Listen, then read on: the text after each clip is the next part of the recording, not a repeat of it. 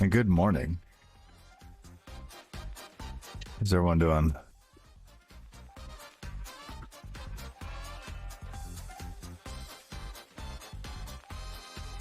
Some decent frame droppage today.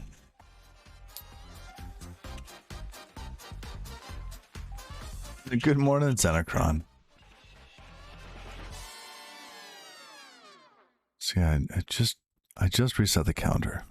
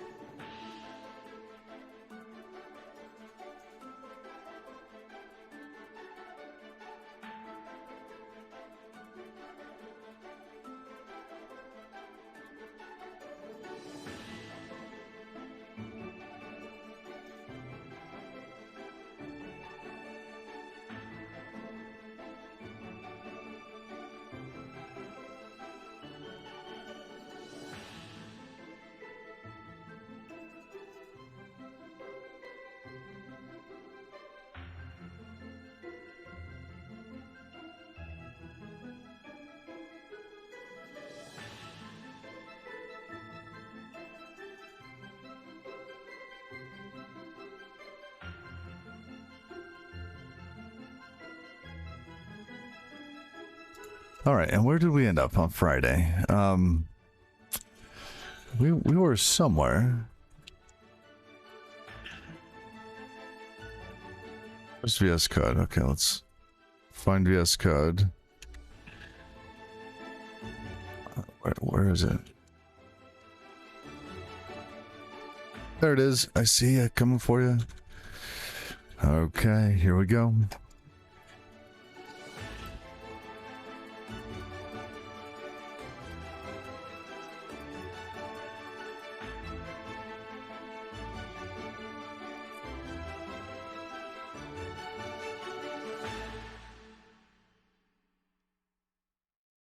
Okay.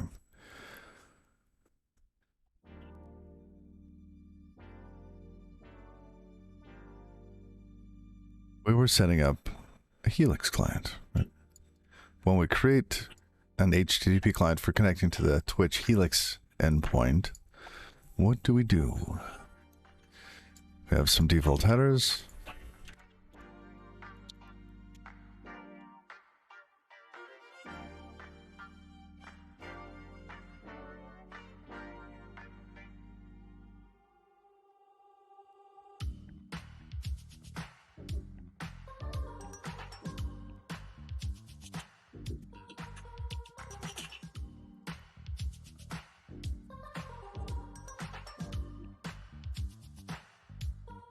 What's going on here? Make the request.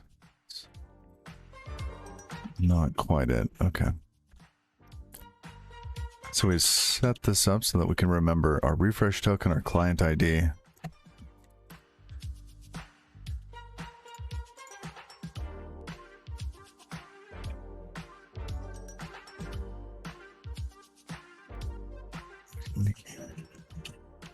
I forgot to start Natter.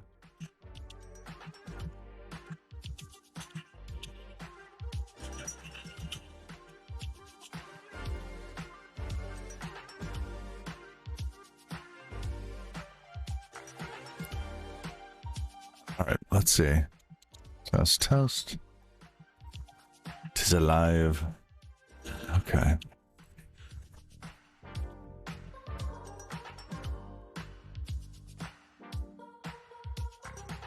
We have the client.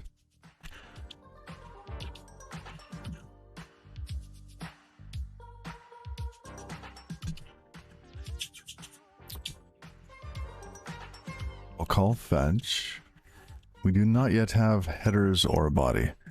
I'm going to check number of lines in the file. Okay. Just for streaming, I like to keep the lines a little larger. There we go.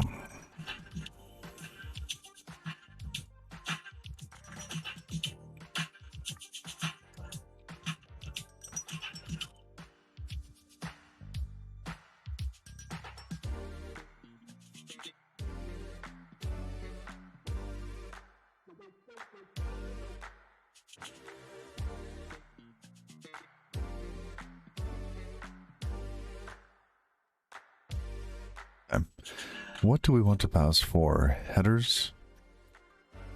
They're already in. I do not think we need to pass anything extra.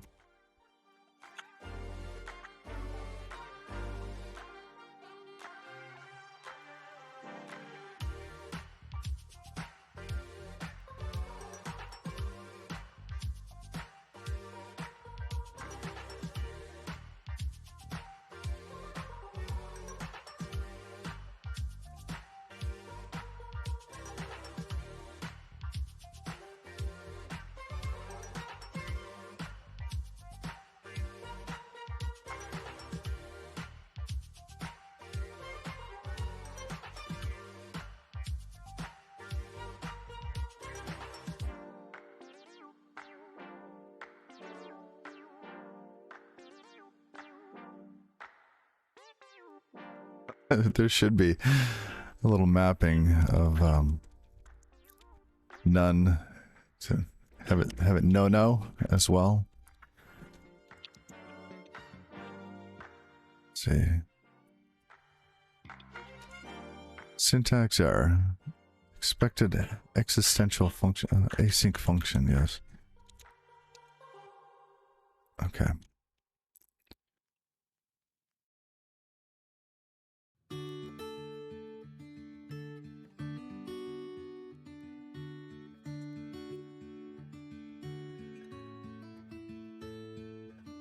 Mismatched types.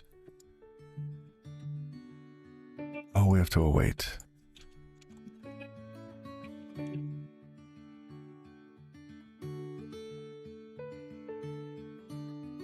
Okay, now Helix can simply call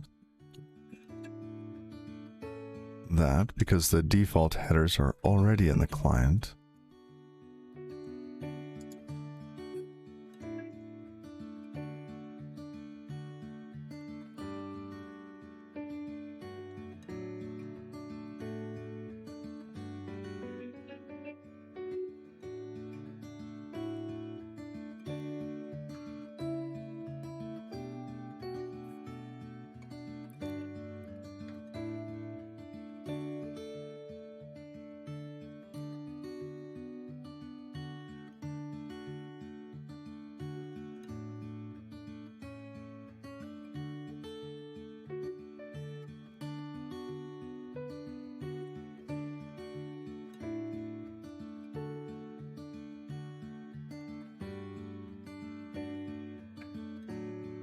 Now when we go to fetch this, we don't know what it is yet. That's right.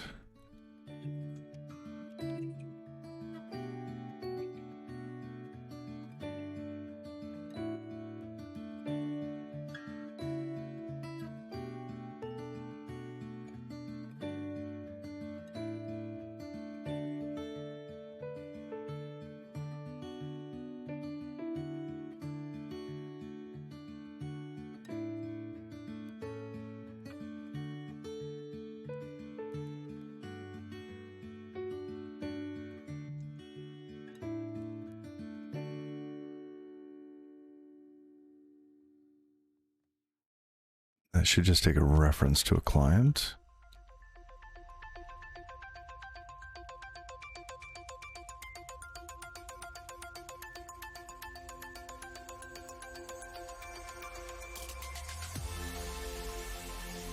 Okay.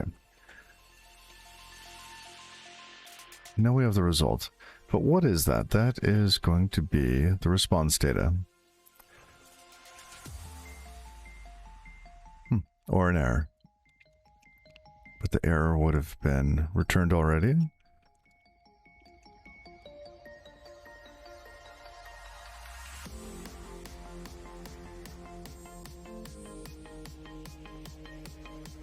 And we need to return Helix result dot data in an OK.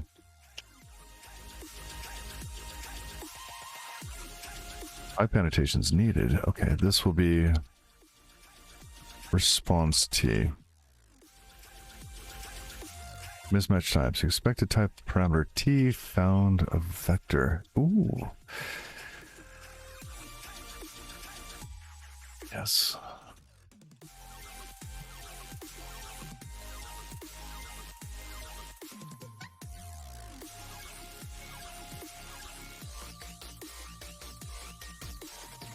Okay, so now that we have this fetch helix piece wrapping our HTTP fetch, we should be able to simplify this and say, for fetch me, we just want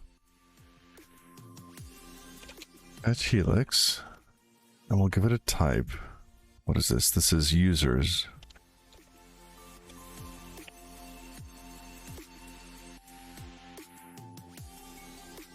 Path. So the method is get. Aren't these all going to be gets?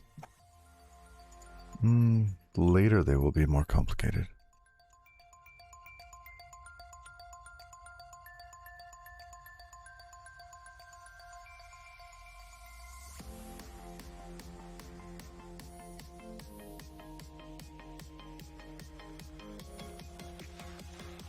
Fetch users.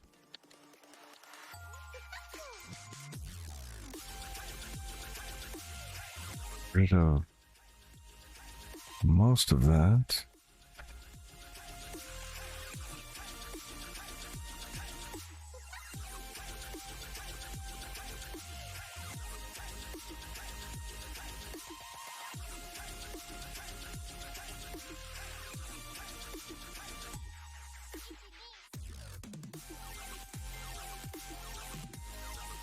It's already been converted. We do not need that. Oops, we need our little turbofish. Cannot find users in the scope. Import that. Okay. And thank you for the follow. Smiling Big, thank you. Thank you for that follow. Cannot find function fetch helix. Fetch helix. Self fetch helix.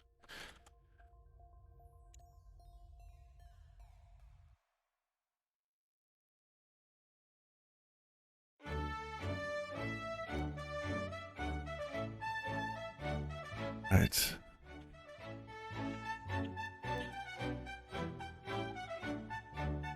So await this.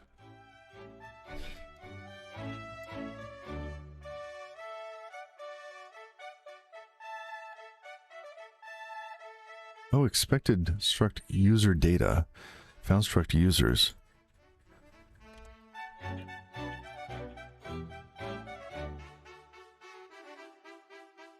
So we want the first one, so it's users.data. Oh, interesting. But we already unwrapped that. So it's just a vector. Okay, this is incorrect. So there's no... So it's just a vector.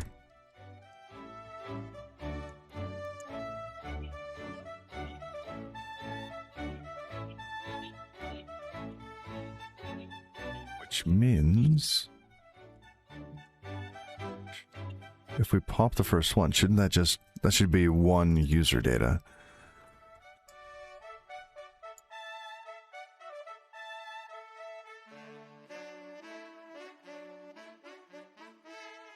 Oh, a vector, a vector. Why is that a vector, a vector? Oh, because it's returning a vector of type T, so we just give it user data, and we get a list of those always. To that there. Okay.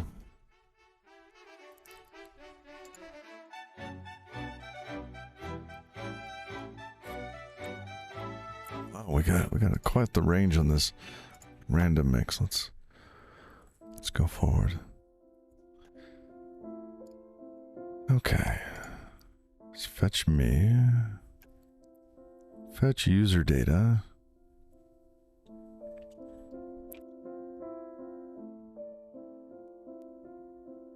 Pull that in.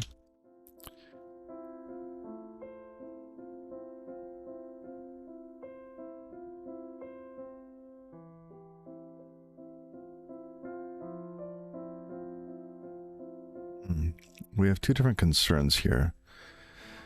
One, let's see. Oh no. Actually, and we don't need the app handle anymore. Okay, that gets simplified. App handle goes away.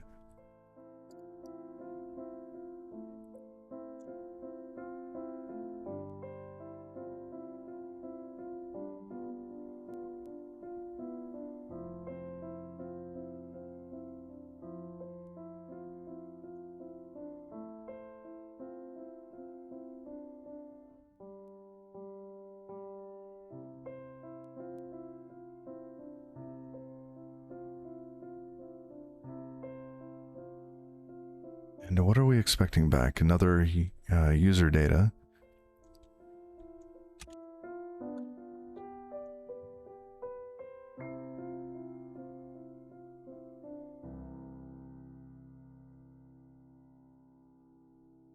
This time it will be the vector of user data.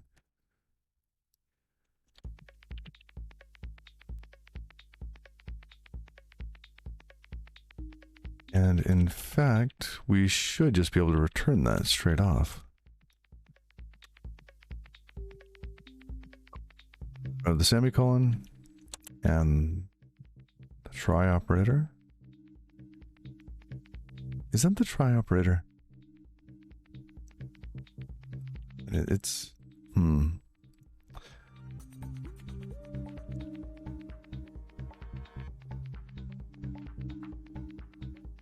This needs to be self.fetch helix.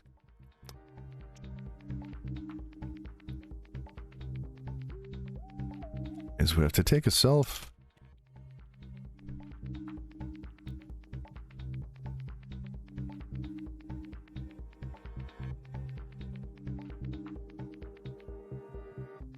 Mismatch types expected users, but now we are returning a vector of user data. Okay. That should have broken other things in the app. Oops.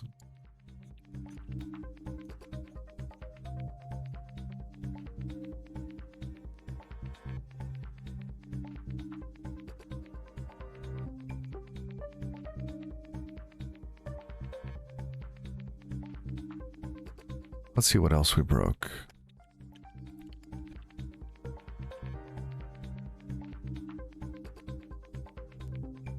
Here. And fetch emotes.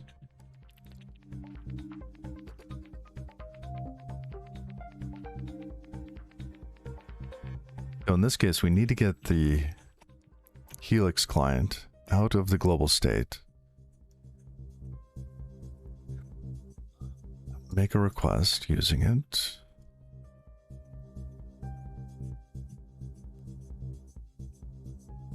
And then dispatch that stuff was loaded.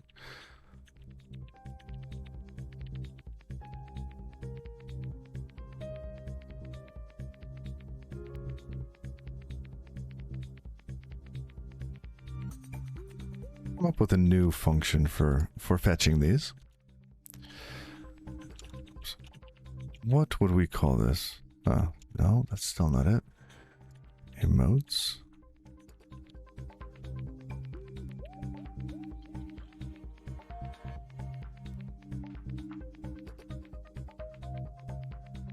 There we go.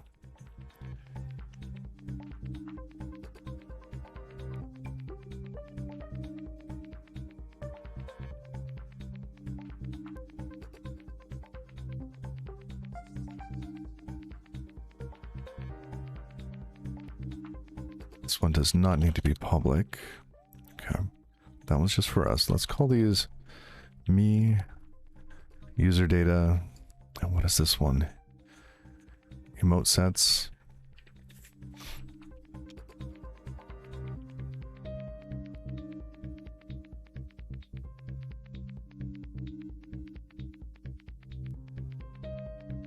Oh, here we could take a vector. Like it just something that's iterable, right? Something that would describe the IDs here.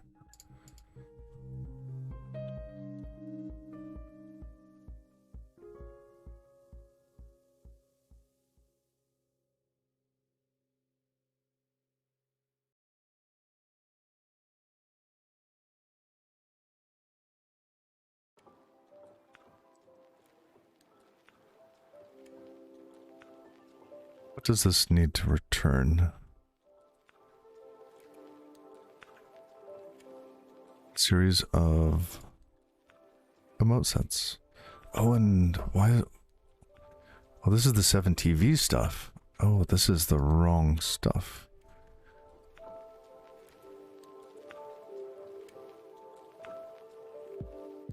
Okay, that should use the other one. But we do need to have something that actually connects to Twitch and does something very similar. See, did we have that code here in main?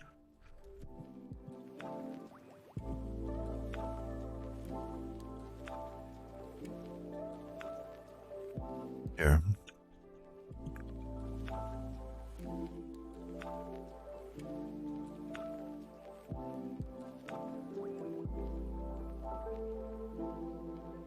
Alright, so we're working with main and Helix here. Let's get rid of that code.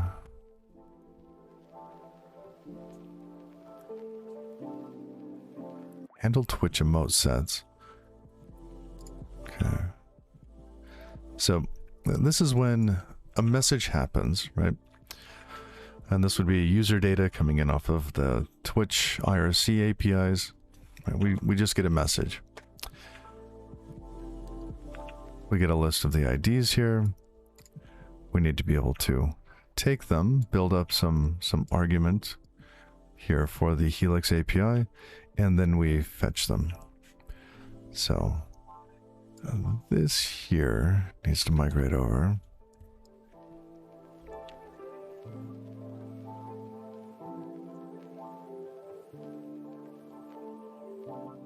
And that's going to be a something that we'll figure out soon. Okay. So we'll take IDs. IDs.iter.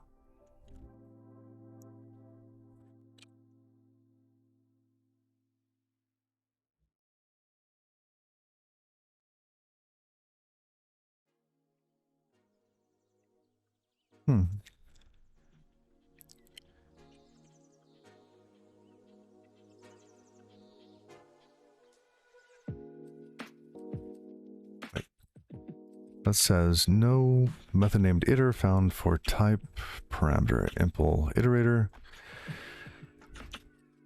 The current scope items from traits can only be used if the type parameter is bound by the trait. So type parameter is bound by the trait.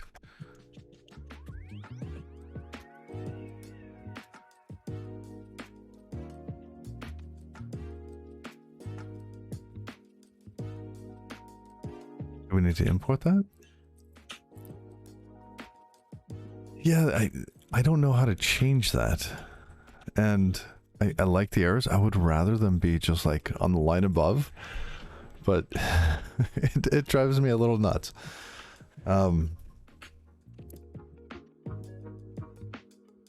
Here, let's see.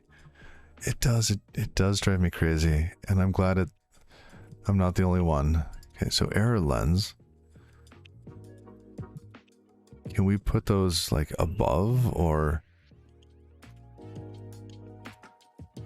enabled?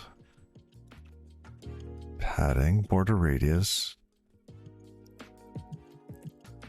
Morning, Yash. How are you? Happy Tuesday. Message enabled.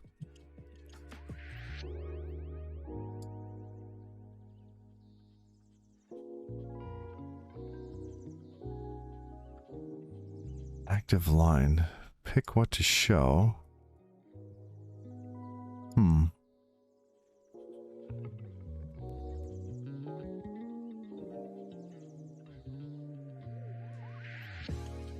They have follow cursor all lines.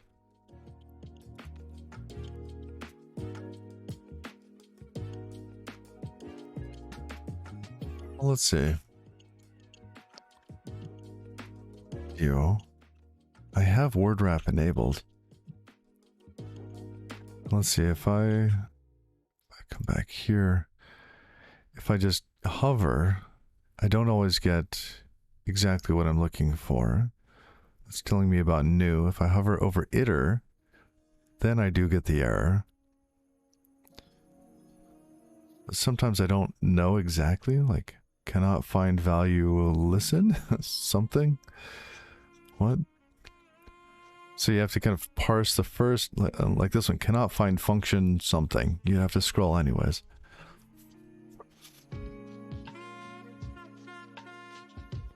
And it doesn't help with the whole thing being read, because we haven't returned something yet. Right? If we do that, then this improves and we can hover.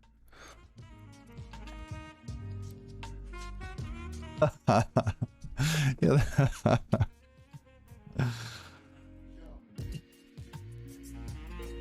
The game Mortal Kombat is actually based on an old Nordic church song. Wow. Oh. Oh. Didn't see that coming. I didn't see the joke notifications over there. You came straight at me.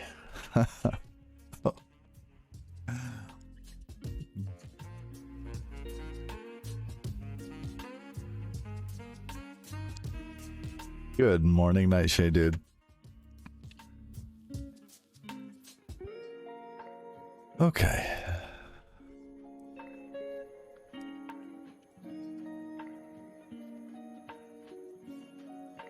So here, if IDs implements iterator, we just call fold on it? Yes.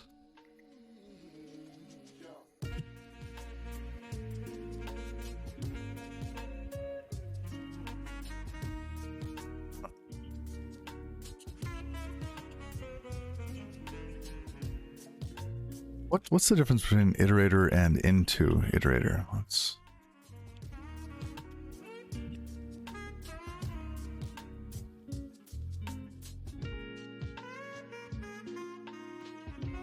Into iter, it consumes it.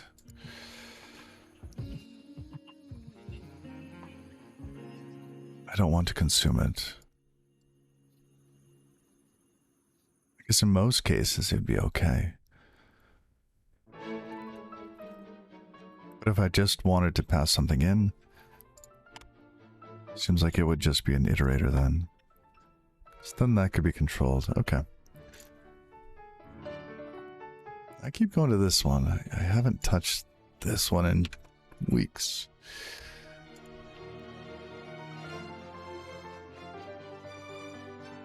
Okay, so we have emote sets. We're getting an iterator. Create the emote set IDs. Pass those in at the top. We need to clean this URL. Let's see, this is the endpoint.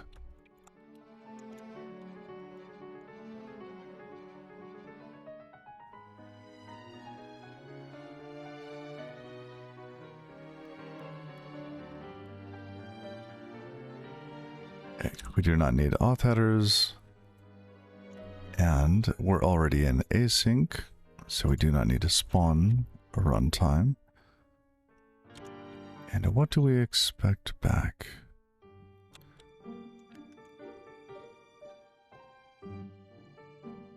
Delta fetch helix.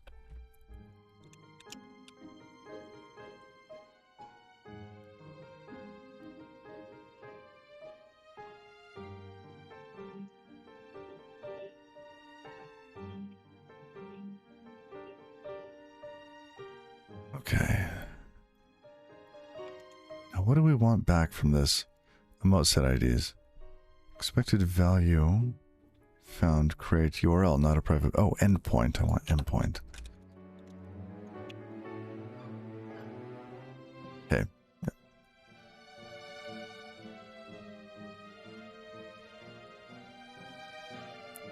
So we're receiving back a vector of things. I don't know actually what we're getting back here. So I don't think we have a type for that yet, but I could be wrong. Friday was a long time away. Friday was long ago.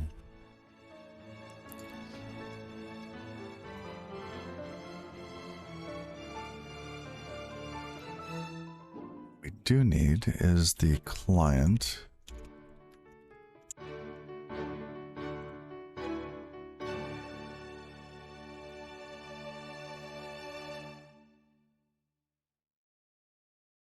Grab the listen handle. What? Why did it do that? No.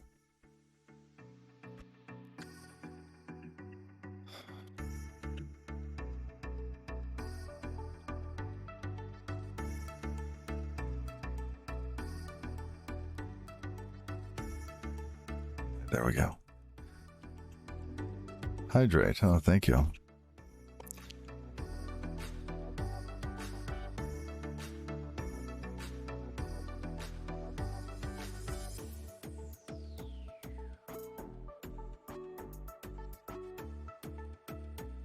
I did not do my vocal warm-up exercises today.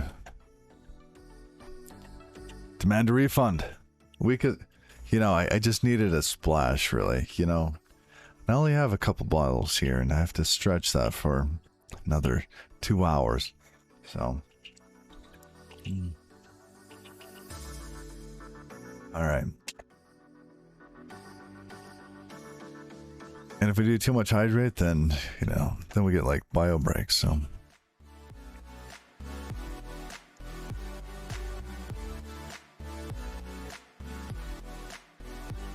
Okay, so we have the Helix client.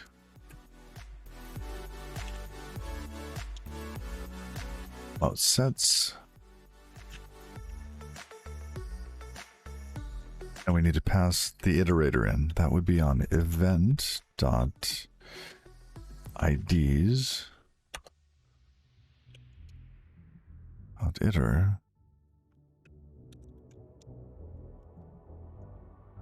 Or we could pass in a reference to that, can't we?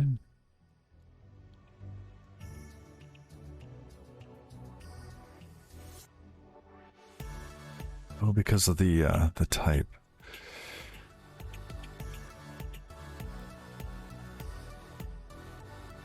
It's not an iterator. The trait iterator is not implemented for that.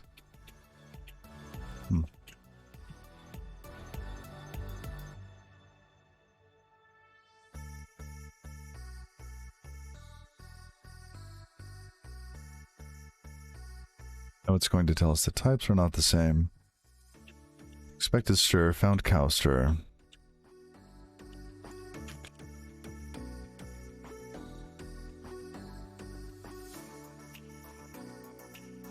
What is the, I know we could map that, but is there an iterator function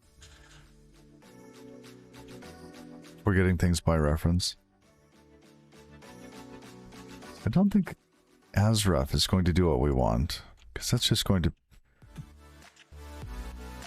Oh, that's the iterator as a reference. Okay. Map.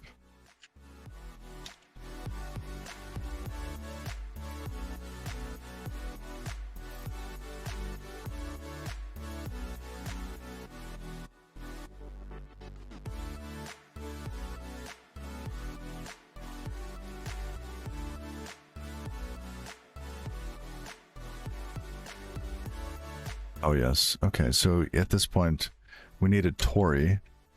A Tauri async runtime spawn.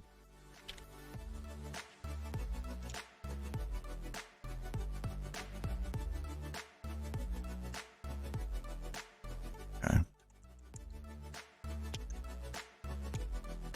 That's fair. That's fair.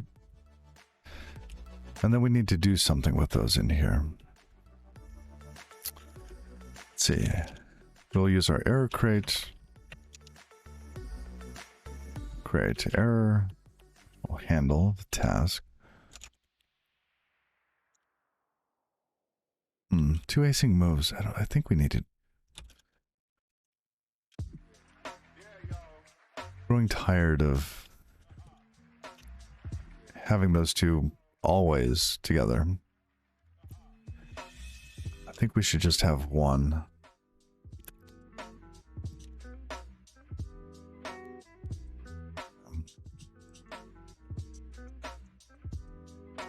We return okay. All right.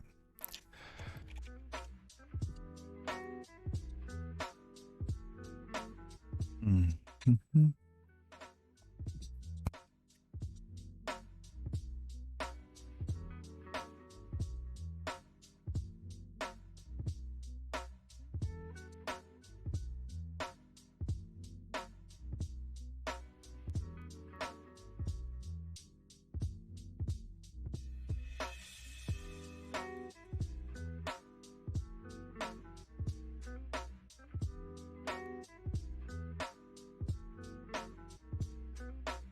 On and handle.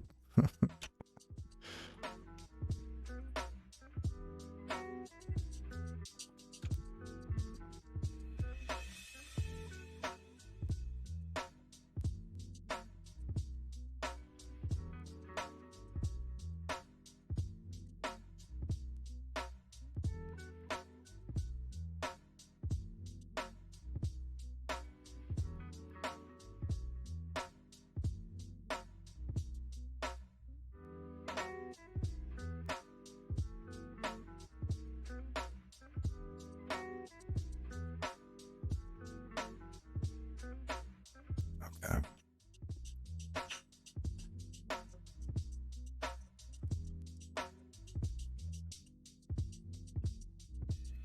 Actually, because of the spawn, we see F function static output. Okay. Mismatch types expected unit. Found join handle. Yes, we're. Where does it say we're returning anything? We don't have a return type on this.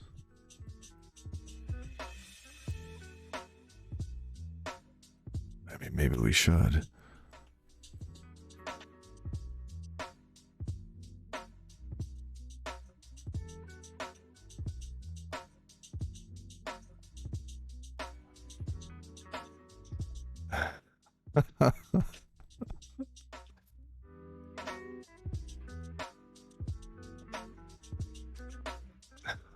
My kids just got phones. Older children, right? They're dare I say adults. And yeah.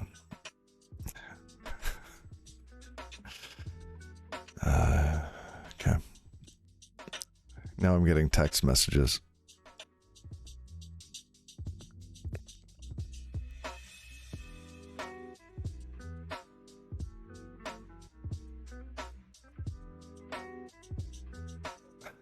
Okay.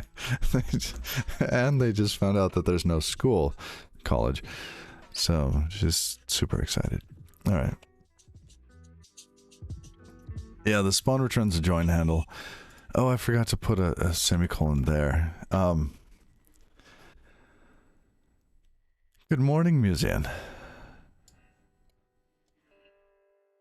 Yeah, I think I should just return the join handle from that. What kind of join handle are they returning? Is that a Tokyo one or one that they've wrapped?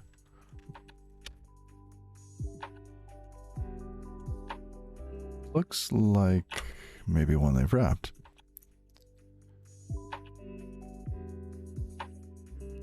And this...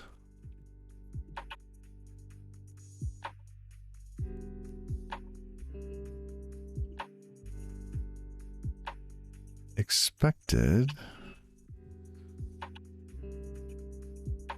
Oh, because of unit here. Yes.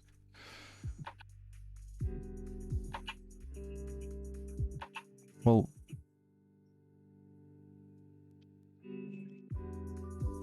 and we should return F output.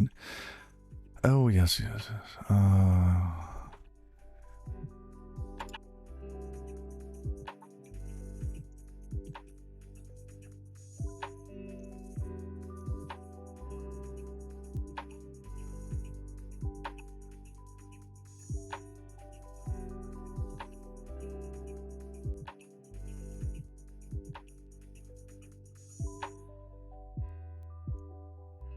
And we don't really get anything here.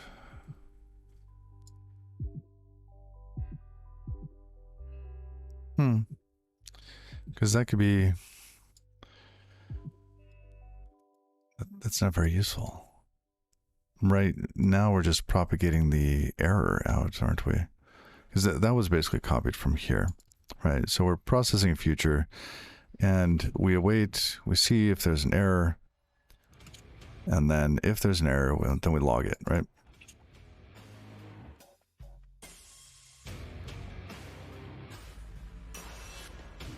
Anyhow, future. Oh, interesting. Yeah, there's other stuff on anyhow that I'm not familiar with.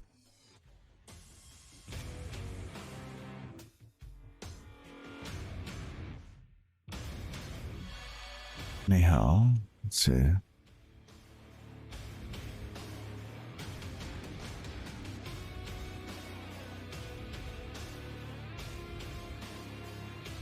I don't see anyhow future here. Wait, what am I missing?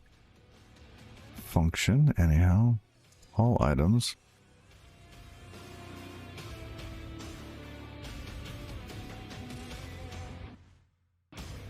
Oh, anyhow result. Okay.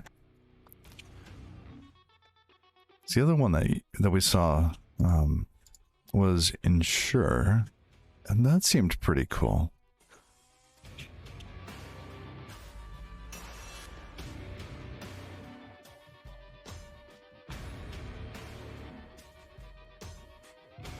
What's bail do?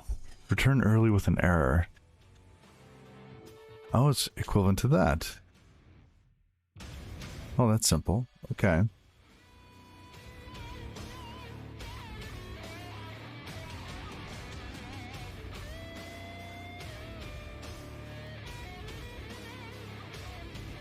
Nice.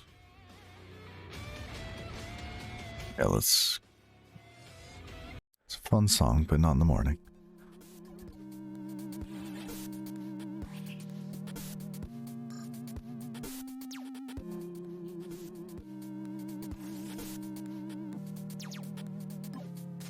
That's fun. Okay.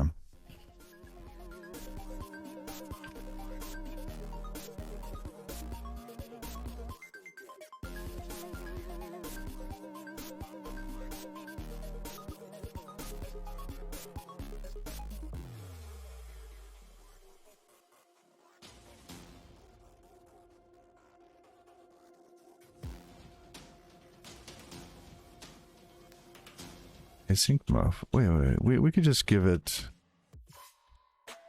handle, can't we?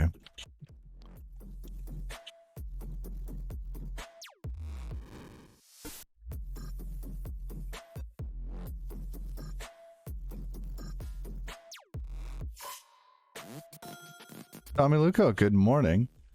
It's going well.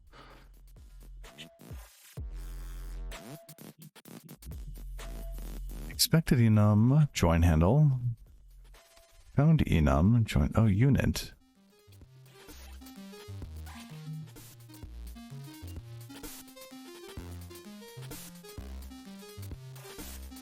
F output. Because handle doesn't propagate that. I see. Yeah, we basically need to change the way handle works. No.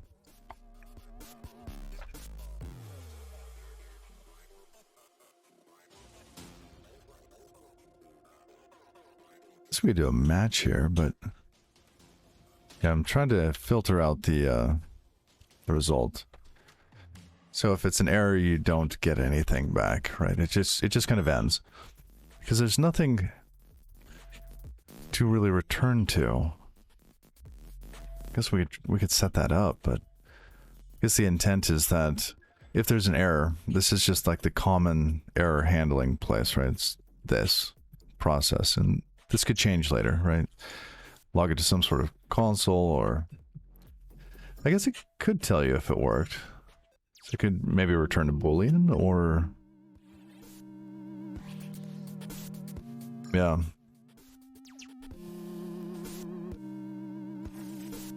Or an option to the result, because we strip out the actual error piece.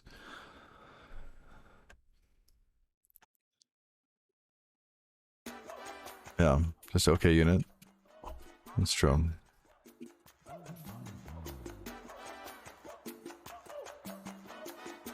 But I do want the error, so we're going to log the error. What was this? So error on failure is error.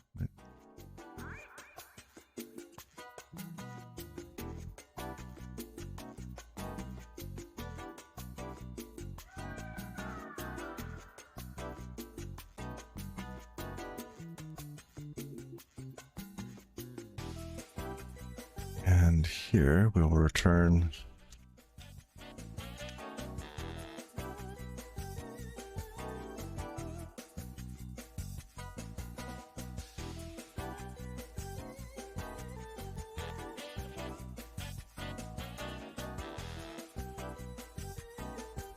true, yes.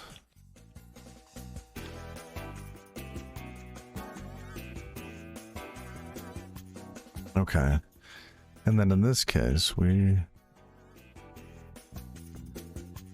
I'll spot the difference. Standard results.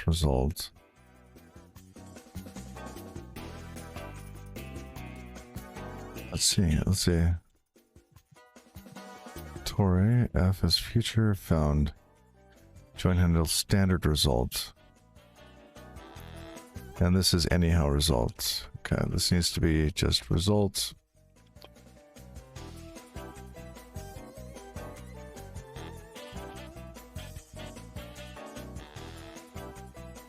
Oh, but no. We want anyhow results. But here we need to map that. Oh, because handle maps it for us, doesn't it? Because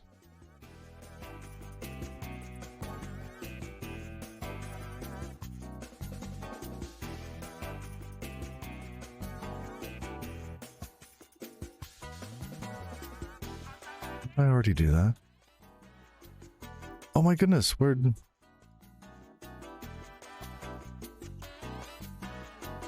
happened?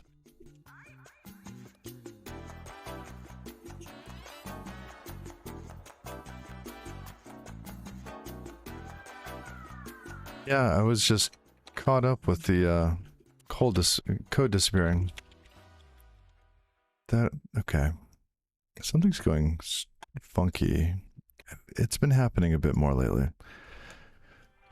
I kind of blame my configuration. Not myself, never. No. Actually, I do. I blame myself. Okay. Spawn and handle. I could just call error spawn and handle.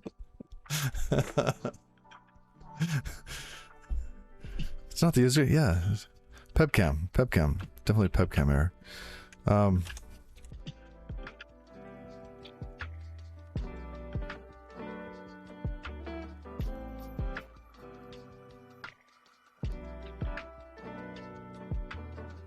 Alright, there we go.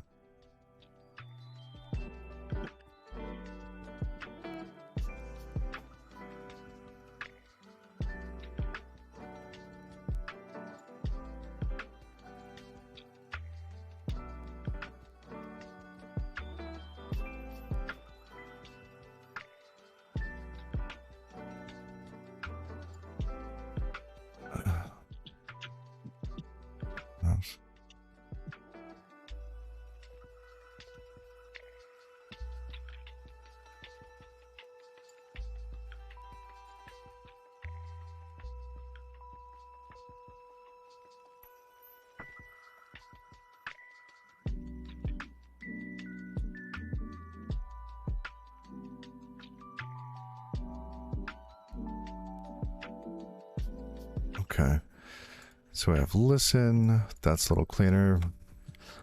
Not a fan of where that is.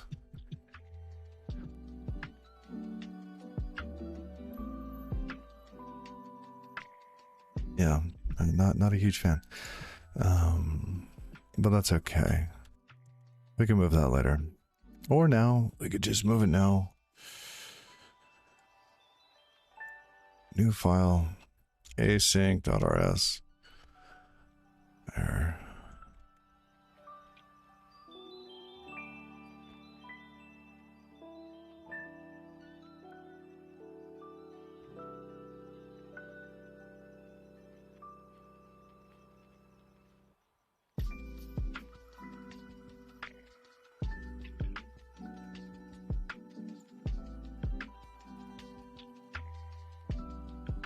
Or future EXD from the futures crate also. Oh, interesting. Huh.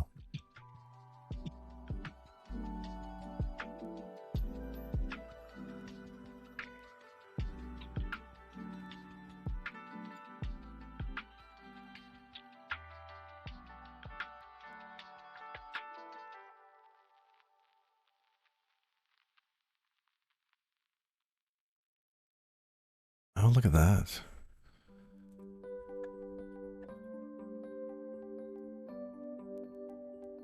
Something with the air value before passing it on.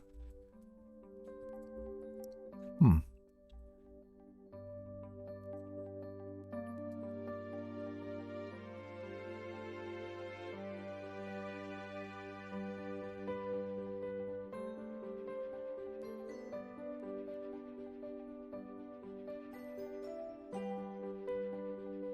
Well, that's handy.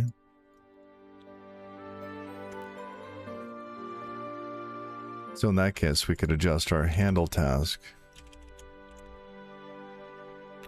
Oops. There should be errors in here.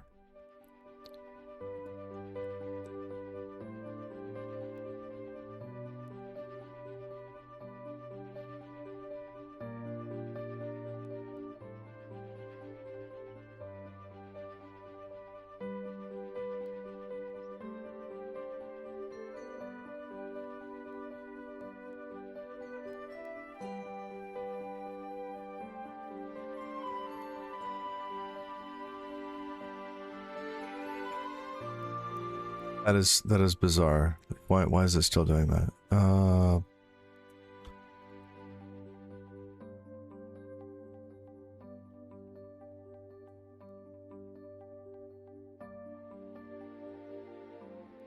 I don't get that. Whatever. Use Tauri.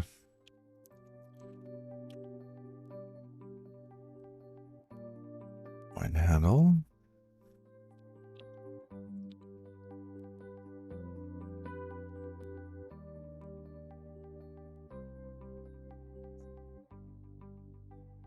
Interesting. That's not there though. Where is standard? Where is future and standard?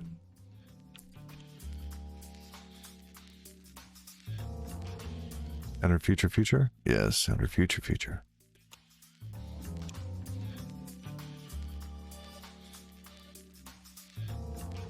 You just spawn TER impl future. Yeah, that's what I was thinking too. I got caught up in the editor not doing what it normally does. So, because yeah, if we switch to that, then basically we could pass the results, both results, all the way through, right? It just needs it to be an error. It should.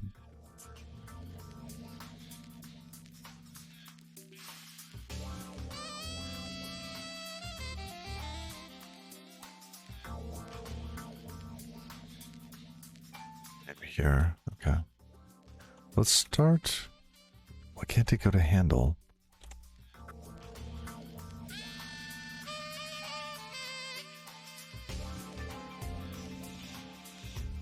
Named correctly. I don't know. Something. Going to restart Rust Analyzer. Okay, let's just go to error. Here.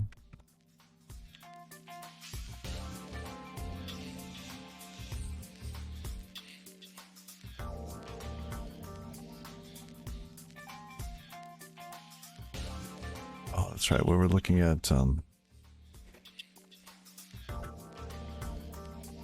inspecting that. That was with inspector.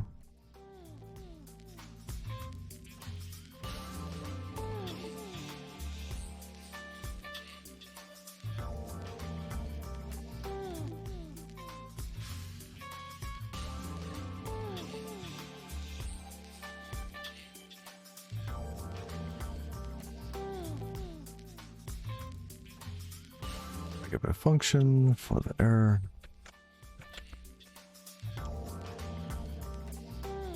And we could call process on that.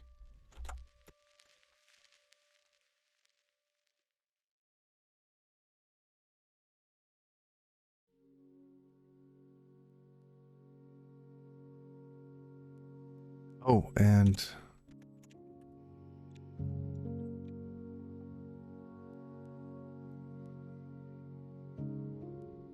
yes. Huh. Need to map it to an anyhow with that? Okay.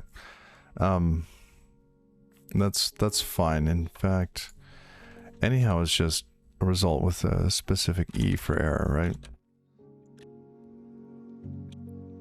We could use just generic here for the error. Yeah.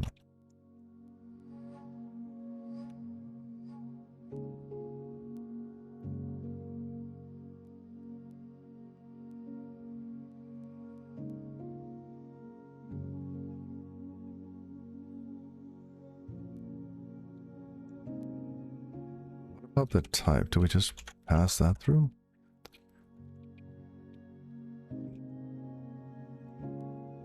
Okay, but we still need futures use. Try future ext. Do I not have futures?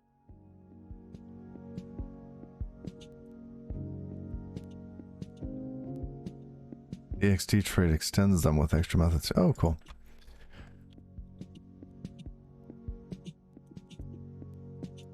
We still have to await that.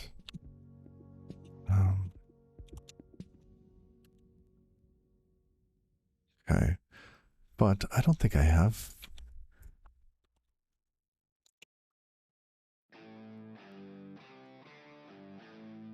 My futures util. What's in?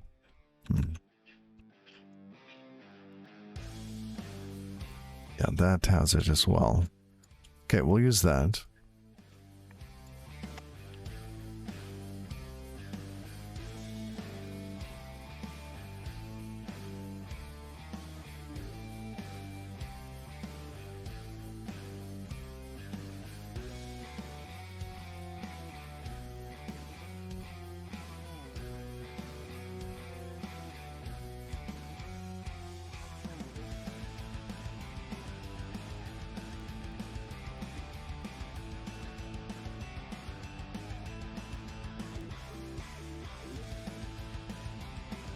Oh, expected a trait. Interesting.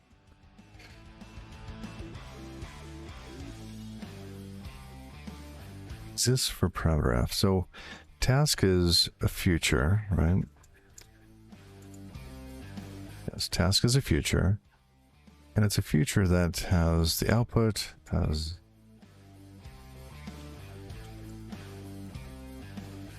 Oh, okay. We can declare it there as well. I do get confused sometimes, right? When to use this. You use this syntax when you're constraining based on another trait, right? But you can specify the type here.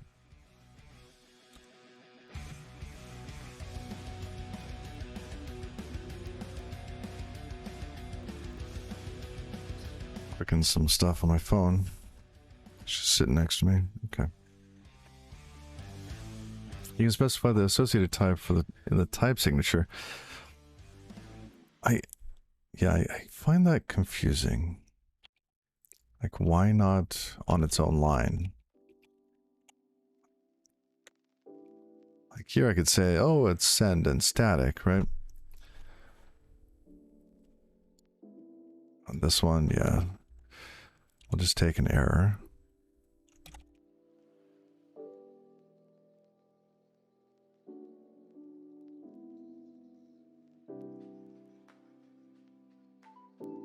Oh, thank you. Thank you for the raid, Moscow Bish. Good morning.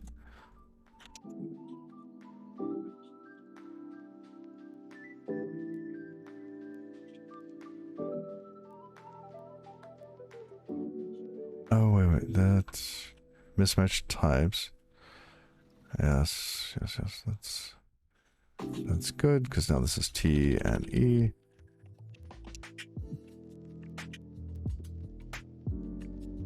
E may not live long enough. No. Okay.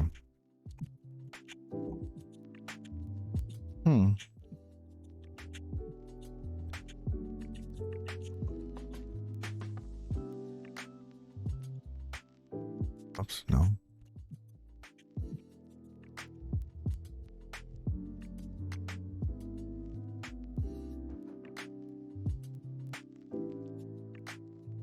You can do result TE. Oh, yes, I remember that. Okay. The left side of the word class can be a foreign type. You'll need simple static on E, probably. Okay.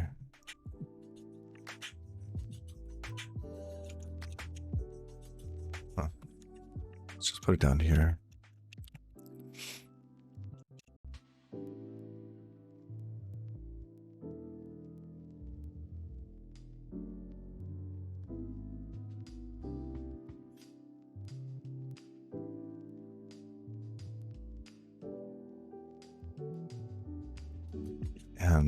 And on T. Huh.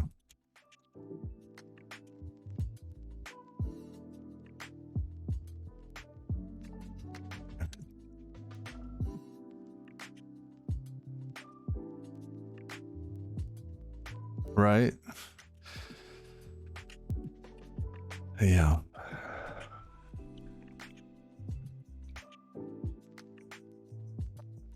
Yeah. Okay.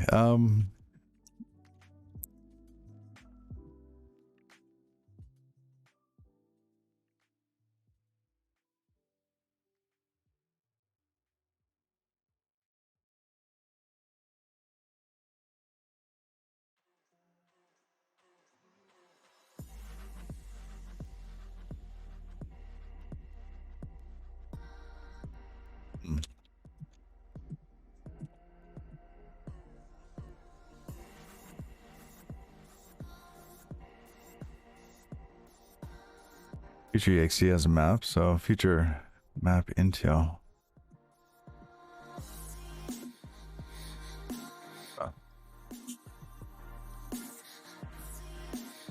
Do we need that? Did I miss something?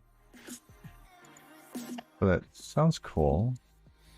So you map one promised type into another. That'll do F output into... Oh, okay.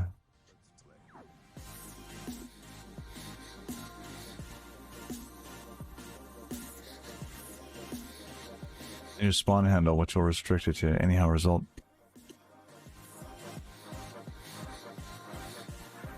Yeah, you're a couple moves ahead.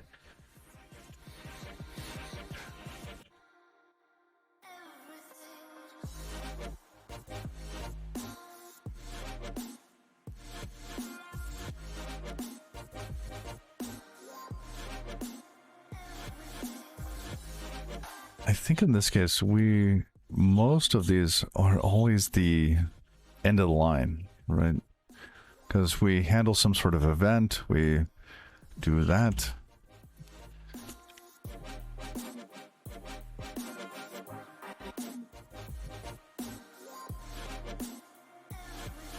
Uh-oh.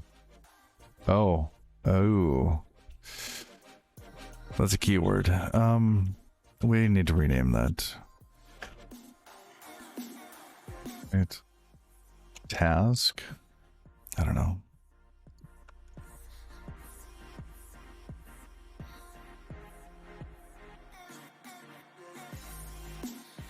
So now we have task. That's probably what was tripping up Rust Analyzer, because the file was named async, and ooh, interesting. Okay. Oh, that's interesting. Yeah, but we still need to have a mod async. Yeah, it doesn't like that. Okay, task. Then all this stuff. Let's see. Remove.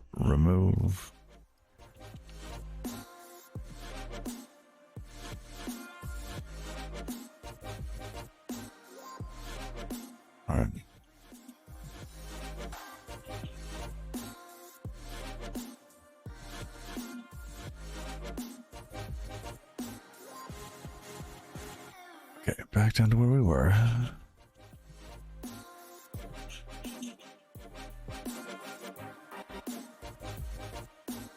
Going to be a number of errors in this file now, but because we no longer have Twitch auth headers, we're putting those into the client directly. So in this case, instead of being able to make authorization headers, that's something that's done for us in some of the location. Well, I guess we did it for ourselves.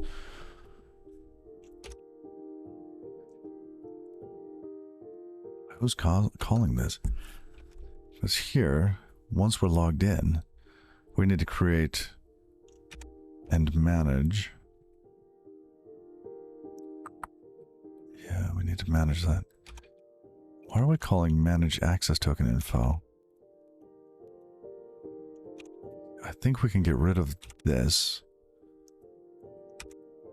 because it's going to be inside of the Helix client.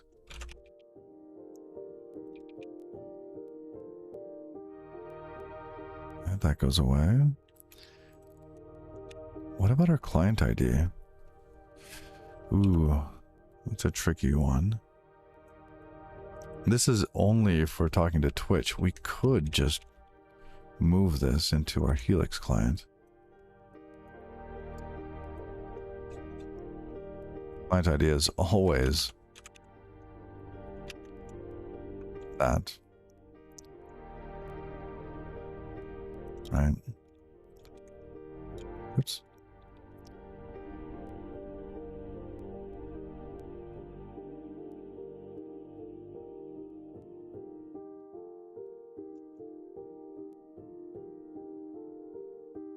That would be cool, but yeah.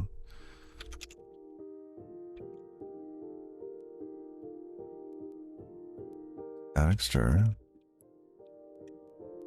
No, it has. Okay, fine. Because of the map.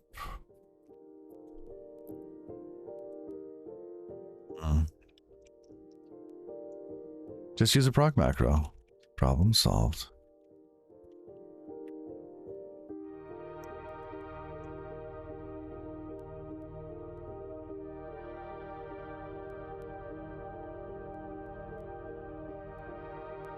Okay, so walking back here, where were we? State. Get rid of this as well. Okay. OAuth state, that's for logging in. Okay. Get rid of that whole thing. All right. So cleaning up state as we go along.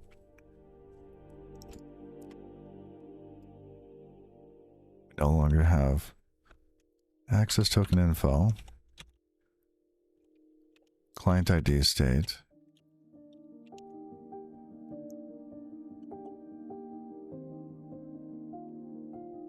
and coming back here to make authorization headers, we'll kind of propagate this back up. We no longer want this to be managed. Anything we need to keep out of this? I don't think so.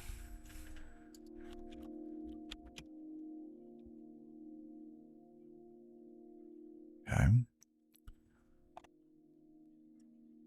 Where do we call that? Okay. Get rid of that.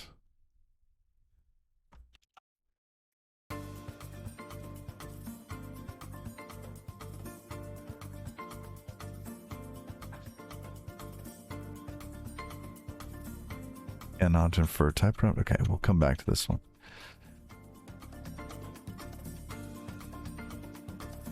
And logged in. Here we go. Here we had been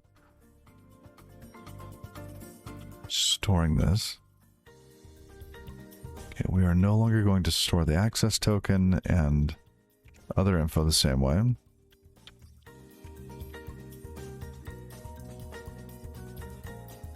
At this point, we need to create our Helix client and ask for that to be stored. Make authorization headers. Okay, that's gone.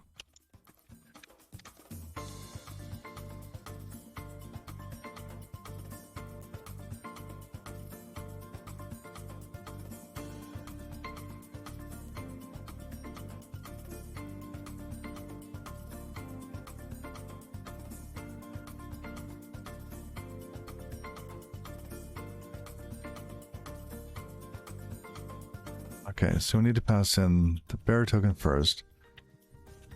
Event dot. So we only have access token. Did we get more than that passed in?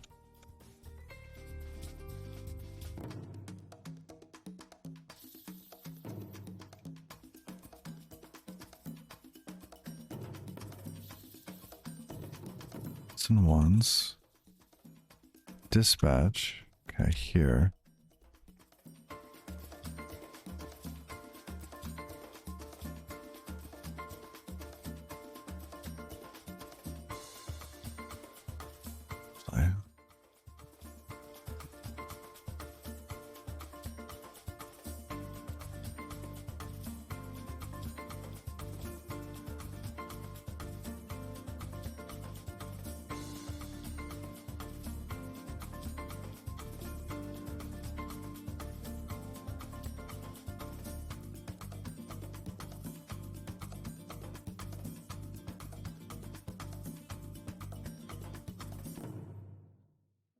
Are we supposed to get a refresh token, or do we have to ask for a refresh token?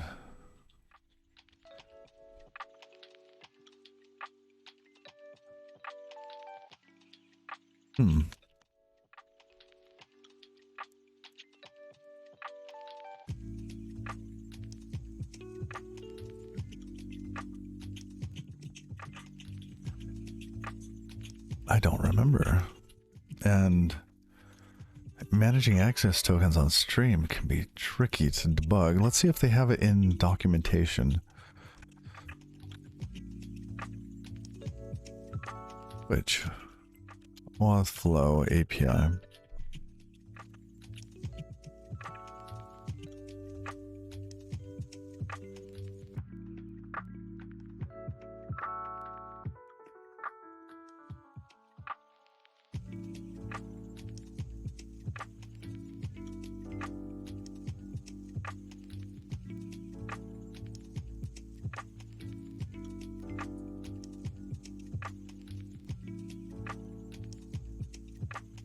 Get a token. We can, yeah, just our access token.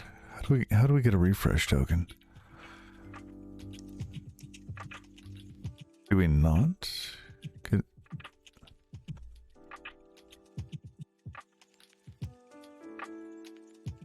refreshing access tokens?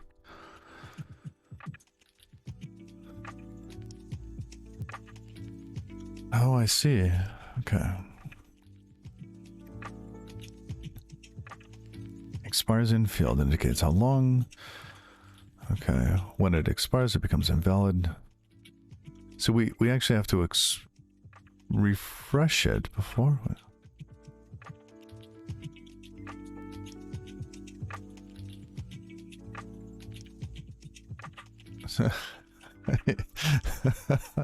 So you wait until it's not valid anymore, and then you make a request using it.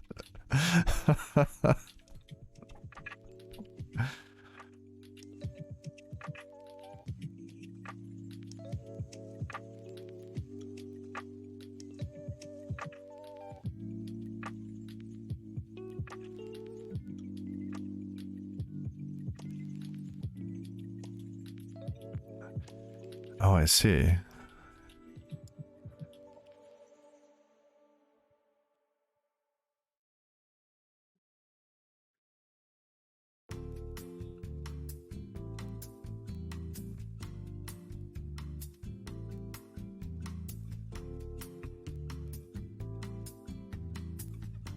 Yeah, hold on. Something's outside. Just a moment.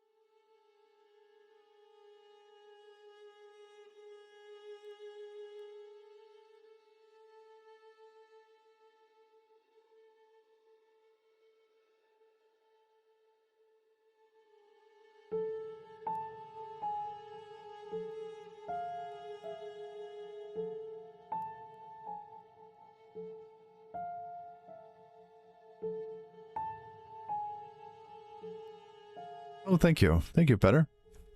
Yes. Oh, I see it now. I didn't understand that emoticon. That emoji. Okay. So the flow that we're using though, which flow are we using?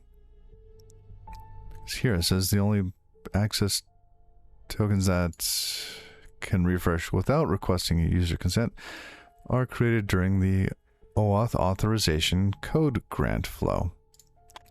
Code grant flow. Okay.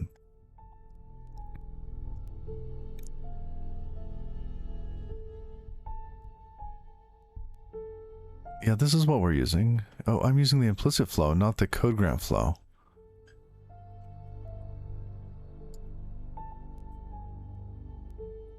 Yes. Okay. I believe so, yeah.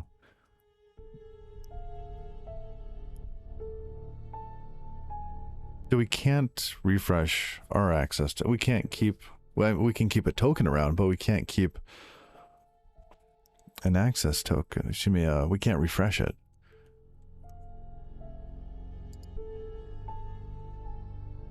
I wonder how long it lasts for.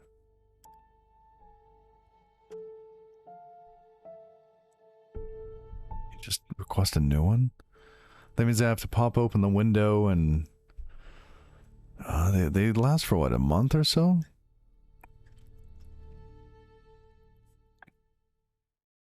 Almost a year, wow.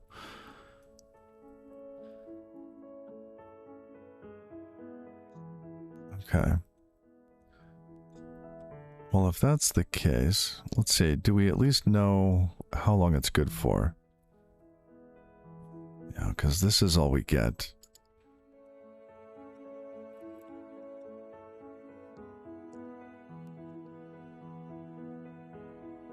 Right.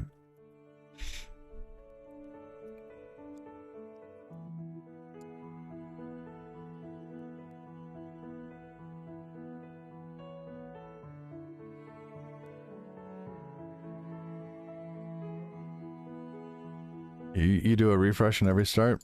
Yeah.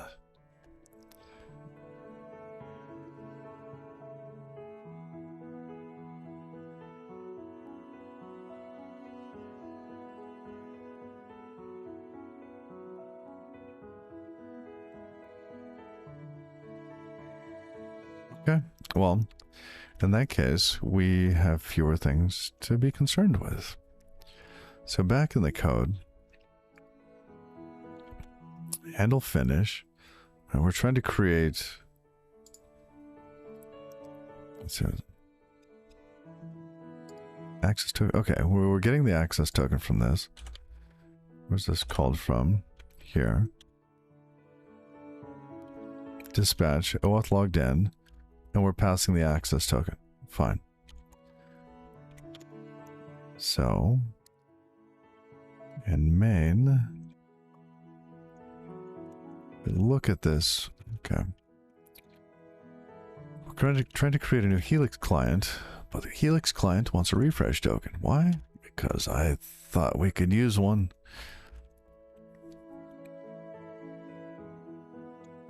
Okay, now we just have the client ID and bearer token. We don't even need the client ID anymore. It's hard-coded. We just need the bearer token.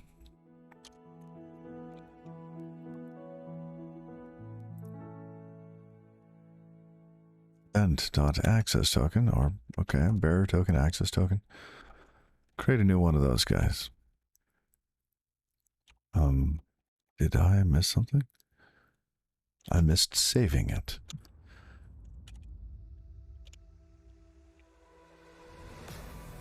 So we take the Helix client, we ask for it to be managed.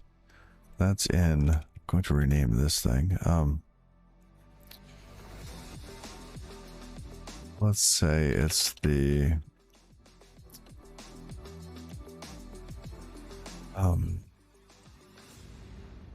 listen handle. Let's call it a listen handle. There we go.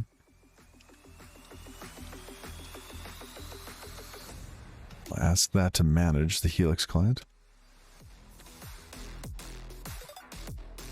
Okay.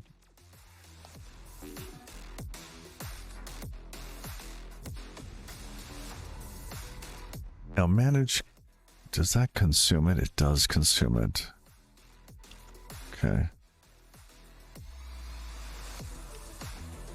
Which means that inside of here, we actually have to ask for it back.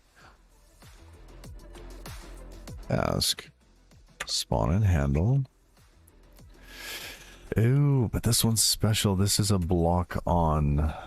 Why are we doing a block on here? Why?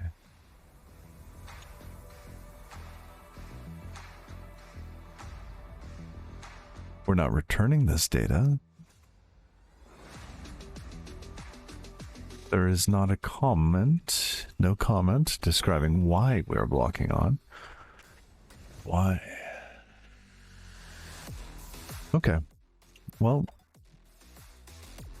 let's change it and see what happens.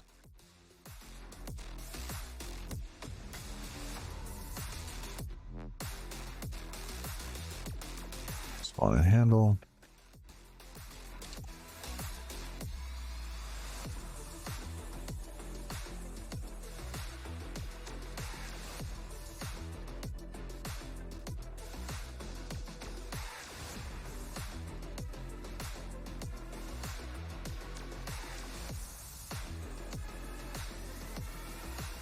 No, error is not satisfied. All right. We have some other issues to handle first. The trait error is not implemented for anyhow error. Ew.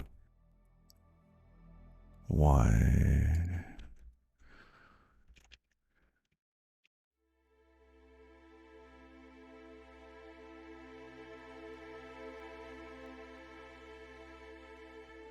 Yeah, that's a trait. I'm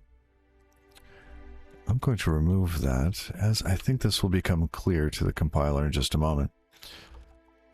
So at this point, we have to grab that listen handle. We'll ask it for state. And the state that we're asking for is going to be the Helix client. So we gave it to it here, so it can be managed. We ask for it back.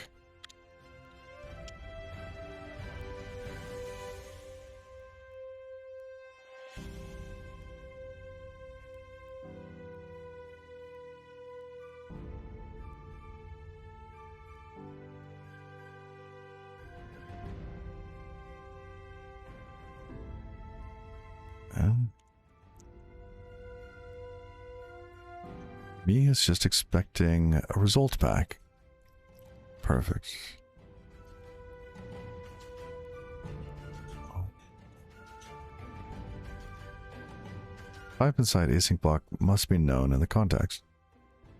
What is T? Oh, T. Oh, we don't need that. That can go away. This generic type can go away. Okay. Pipe annotations needed. Cannot infer E, because there is no error type.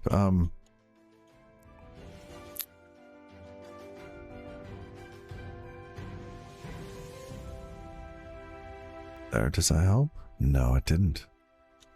Then we dispatch, saying that me is loaded, and okay.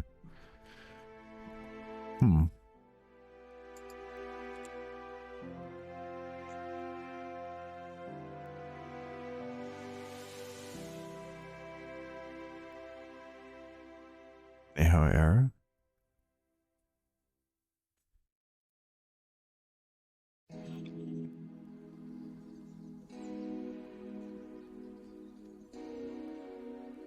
Let's say that this is error.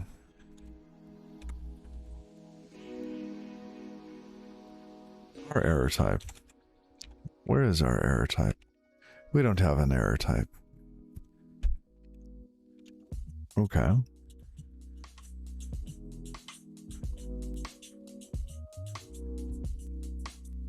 We just need to know what kind we can toss back out.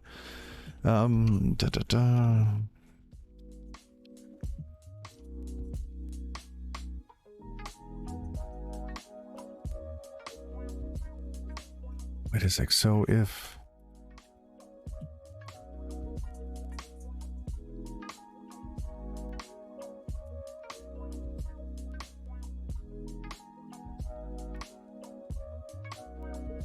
anyhow error...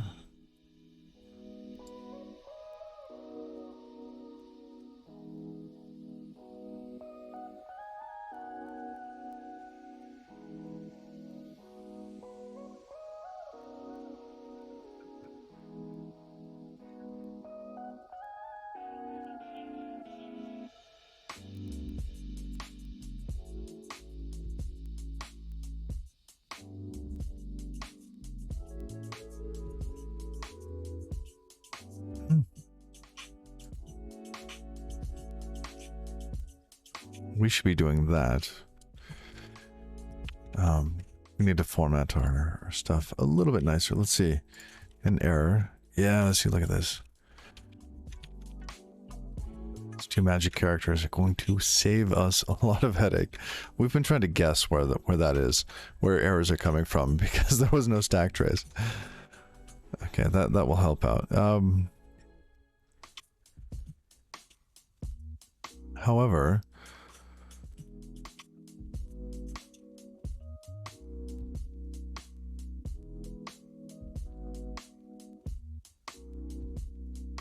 you can create a new error from a standard error, but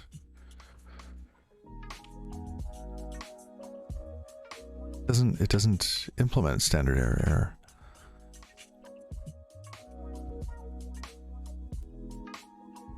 Makes me sad.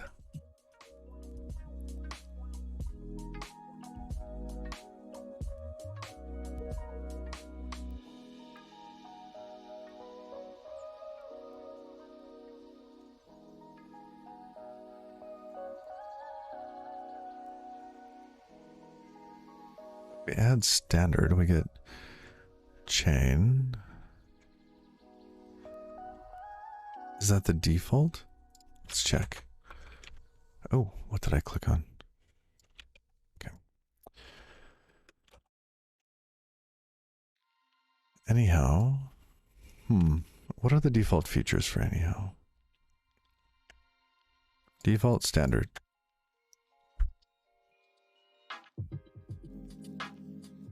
Okay, so that's default.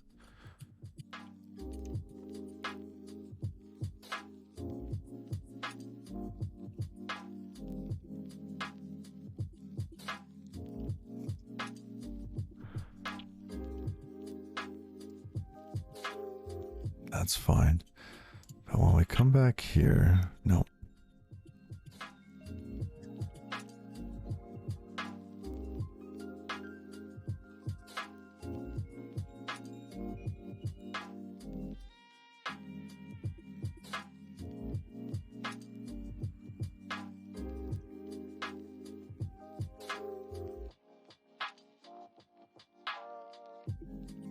Because now our spawn and handle is using standard error, but not anyhow error. And everywhere else in this, we're using anyhow error, and anyhow error does not implement standard error. So we either need to... Can it do an into? Is that what?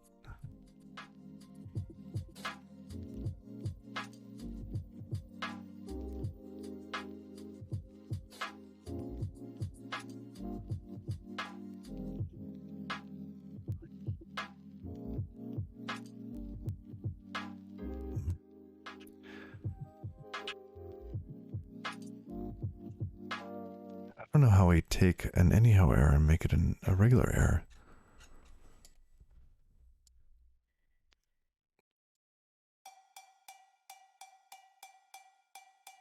Guess we just create a new type that we implement error on.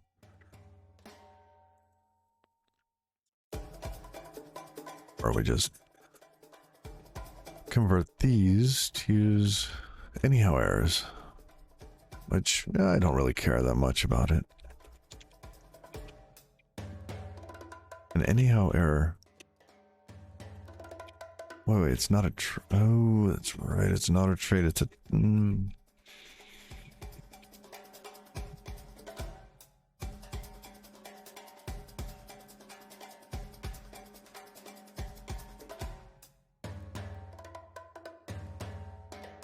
Fancy.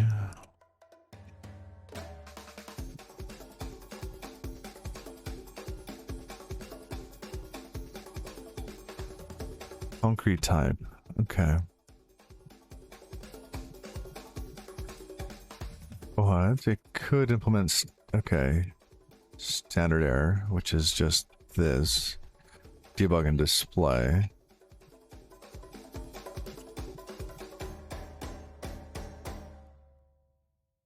Oh, look at this. Hold on a sec. Standard error. Error as standard error. Okay, so they're using the standard error.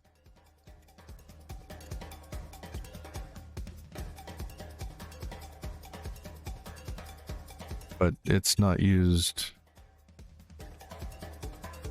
Its relation to this type.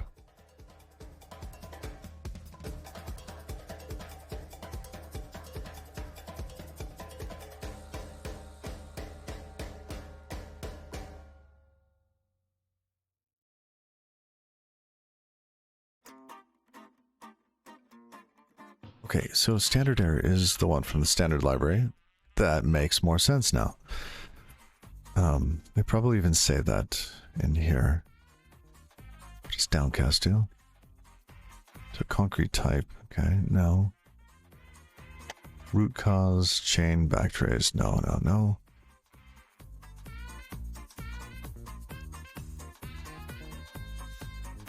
no. Error.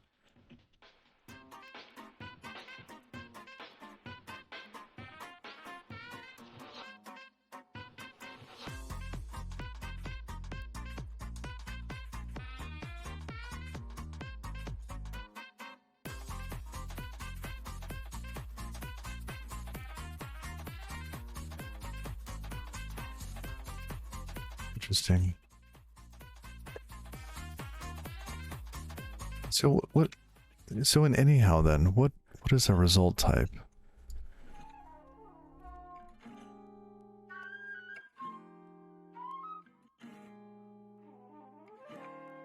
Right, they have a concrete type for this.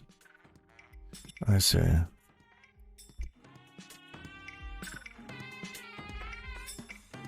Oh. Okay, so E is known.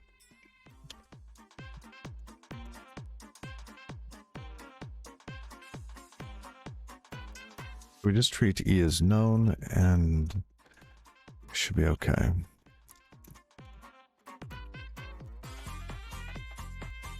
Basically, we're buying into that. Okay, now here, handle task needs the same little massage.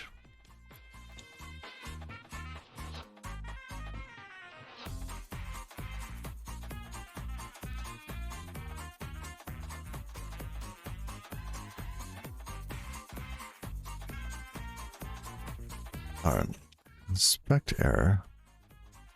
Oh. Haha. There it is. Okay. That's expecting.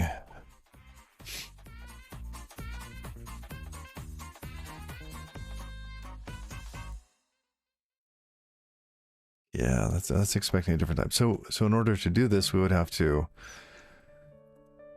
map it, convert the type, the error, and then okay. In this case, oh, hold on. Can we just say that this is oh,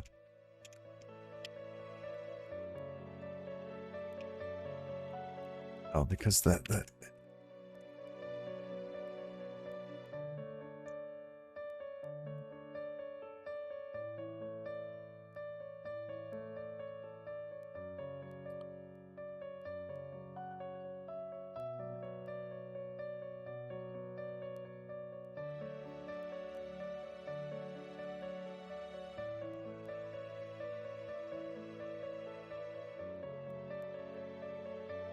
Consider borrowing. Okay, we can do that.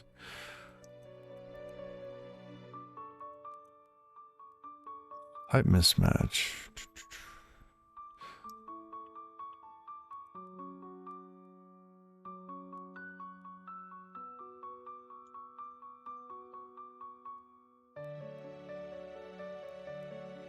And it's borrowed. Okay.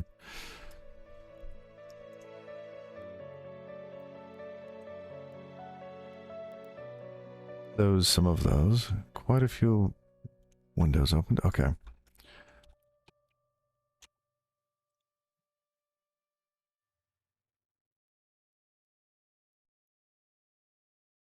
Okay. No, it's not going to whine at us. So we get our Helix client back to where we were, I don't know, 10 minutes ago. Helix client, okay. Ask for me, that we get a user data back. We dispatch that. Done. Okay. Now we do something very similar up here where, let's see, we want this code. Okay. Oh, and we can do a task, spawn a handle.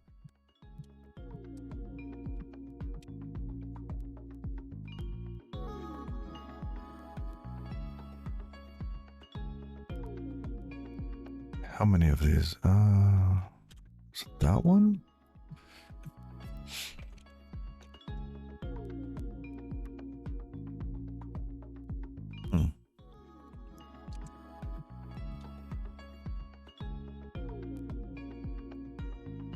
Okay. Let's rename this to from inner handle to listen handle.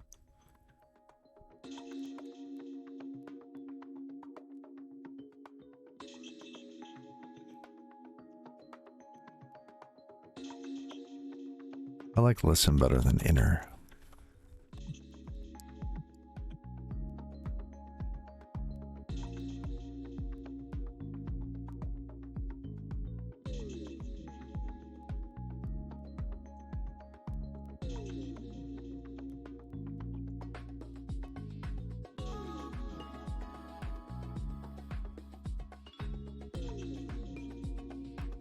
We ask for user data. We do not give it that. We do give it the channel without octo. Okay. No longer have data on that. How to make it transparent? You can use, it's called background plugin extension.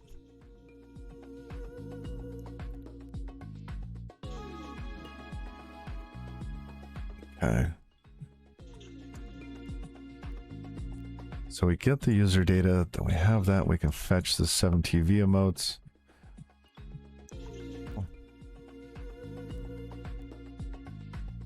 We spawn in there too.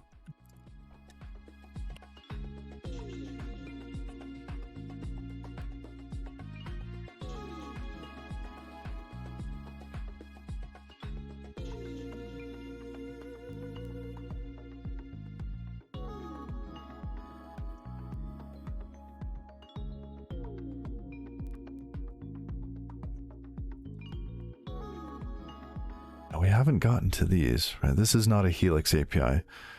So in this case, we just want to use the kind of global HTTP client, or we just use the, and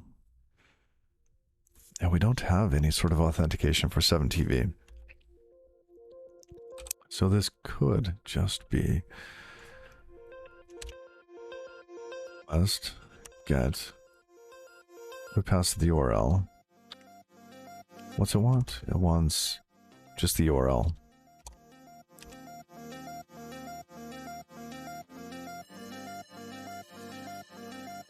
No field data. Oh, interesting. Do they also respond with... Were we wrapping it? I think we've got one of these open. Raw data. No, it's just.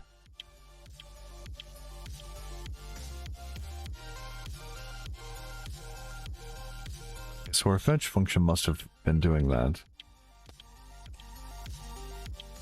And in this case, we can call await JSON and give it a type that it needs to be.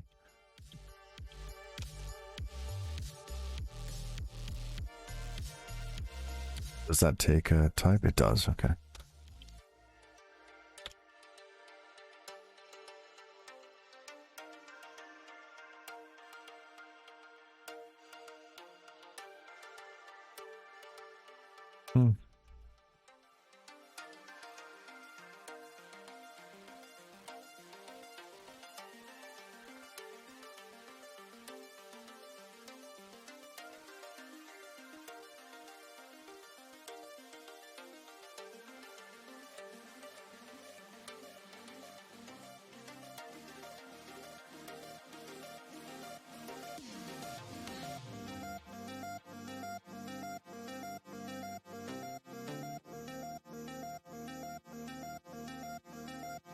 Oh, we have to await the JSON.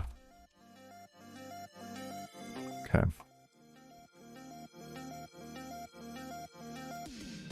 Convert the emotes. Emoticons from emotes. Then we dispatch. Perfect.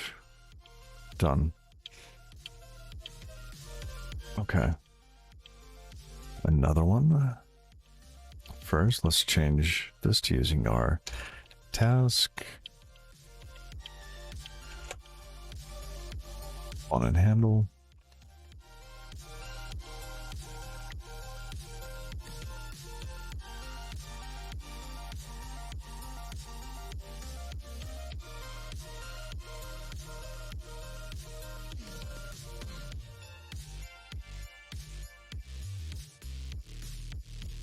Fetch 7 TV user modes, all global, and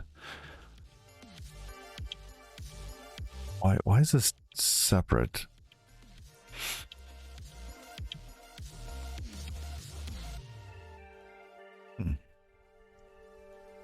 Because it looks like, let's see. Oh, they are different. This is emote sets, and this is a user's emotes. Okay.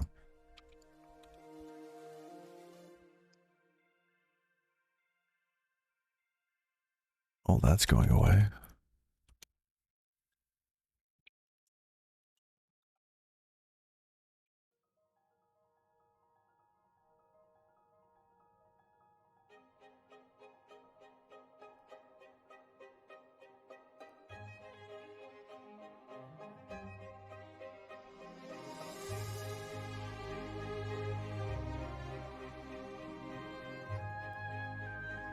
Okay, that's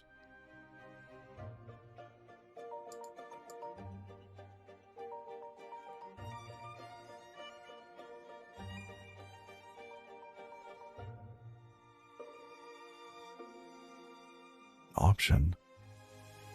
That's right, because it's optional. Okay. And then we listen for changes.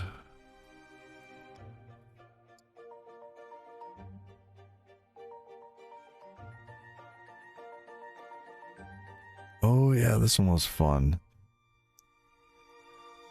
Got a ring buffer. That's right.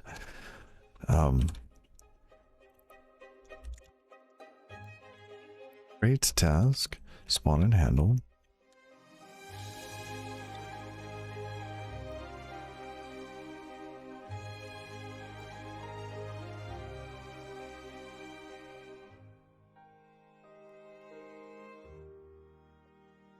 Here we're already using it. We get the byte stream. Unreachable. Yep, that's, yep, we know. Oh, and thank you for the follow. Let's see what we got. Colt Sievers and Dev Samuel. Thank you.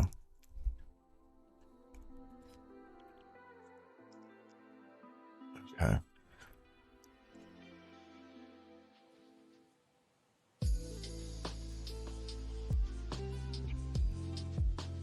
What else do we have? Refresh token. Yeah. Okay, let's get rid of refresh token. It's gone. We do have client ID. What? Client ID. And the default headers. Let's just make that a const.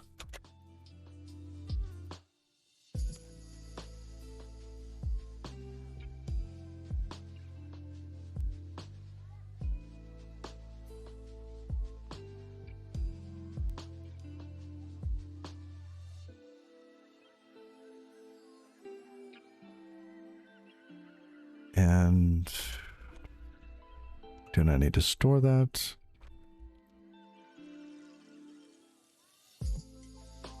I know it's by default, but okay. Client ID state in the scope. Okay. Yeah, we no longer fetch that. So what's going on here? Open login window. So as the app is logging in, you click the login button, something shows up, right? We get the client ID. We set up a URL. Going to make a request. Oh, I guess we are not making a request. We're opening a browser window. Okay. So we need the client ID for this.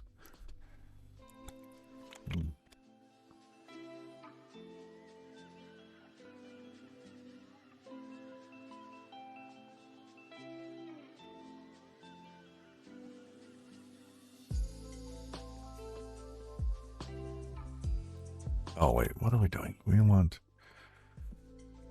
Here. Client ID. Whoa! Wrong button.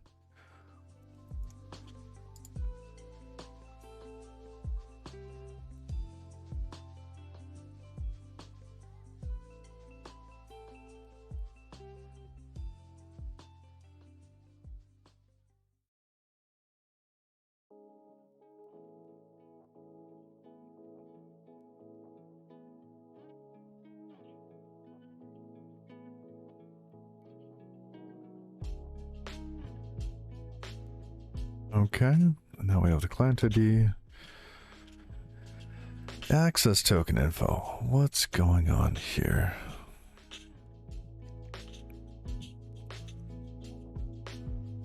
We're trying to get the access token so that we can connect to Twitch.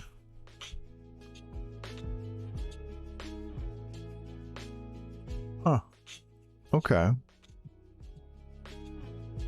It can't just be in the header. We need it somewhere else.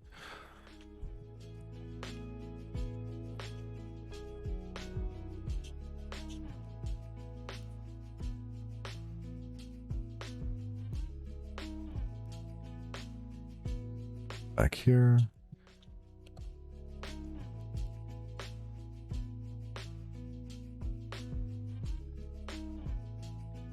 Rename that.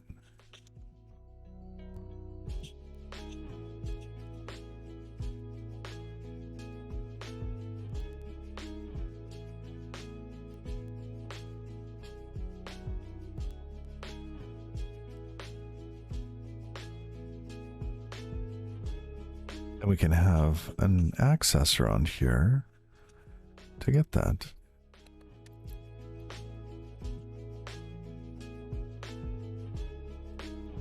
That's a weird place to store it though, isn't it?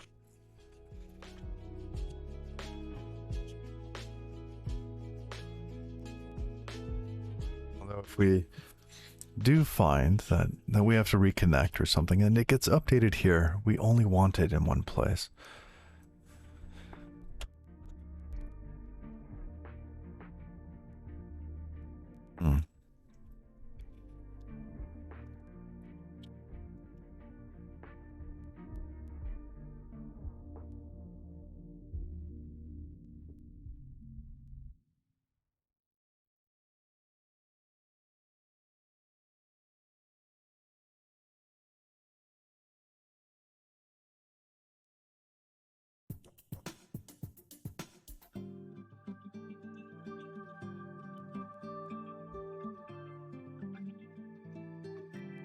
We're going to ask for the Helix client and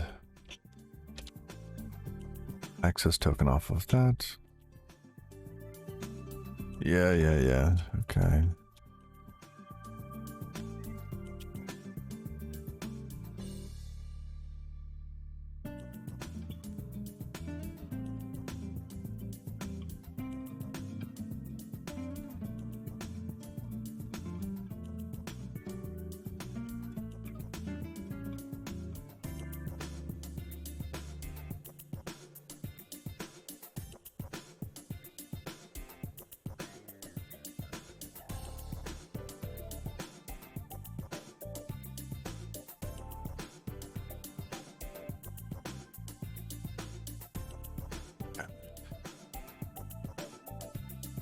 Oh, it might not live long enough. No.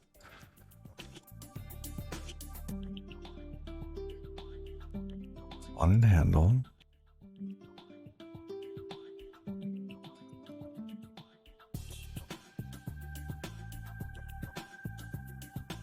Is it the Helix client?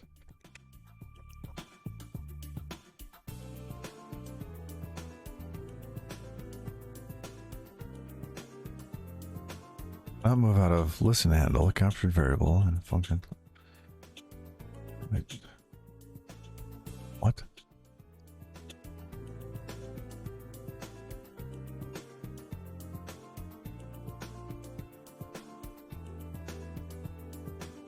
Oh, we have the listen, then we have the spawn in. Okay.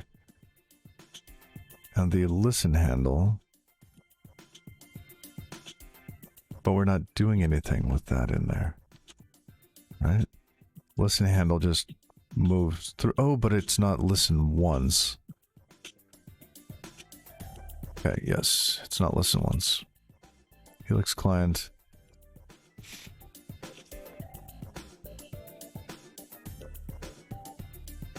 We should be able to clone that, right?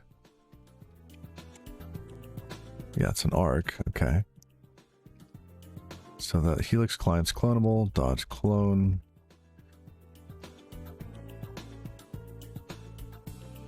And also the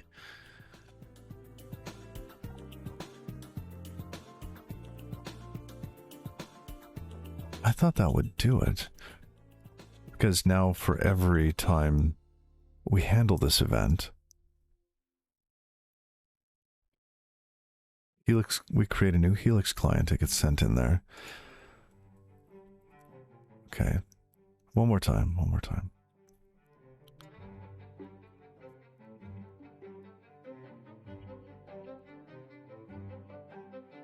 Argument required that lifetime 1 must outlive static. Lifetime may not live long enough. Okay. Is it the event that we're moving in? Oh, it is.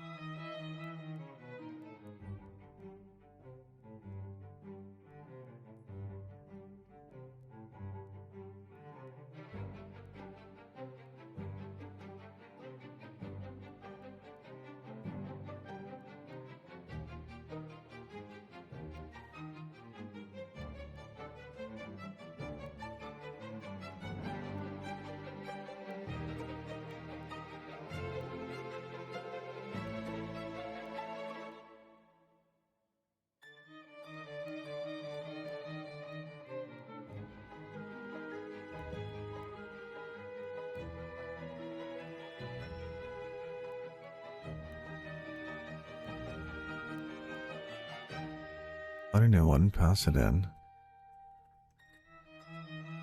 Oh, and this is just handle here.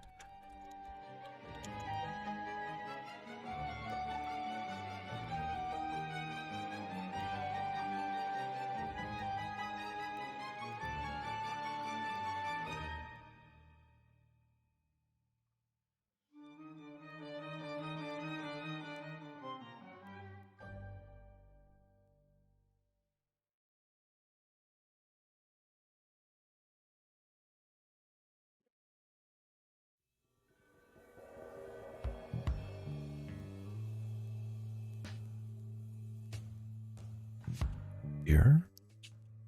But where's handle? 1, 2, 3 places. 1, 2, 3. Okay, one more time. Diagnostics.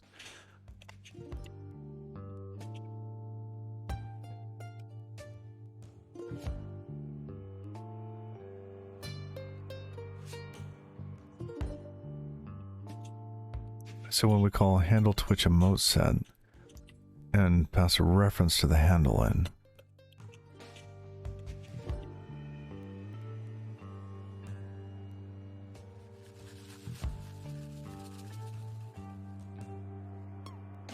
Here, that's this lifetime. We could just own handle, but I don't see where it's getting pulled into this. Unless Helix client is somehow tied to the lifetime, which... Oh, it's state. It's wrapped in a state object.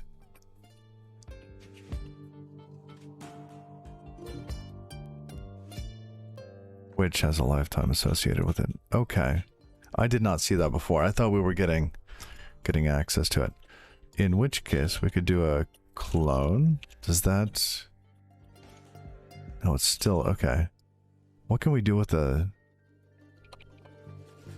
Can we do with this state thing?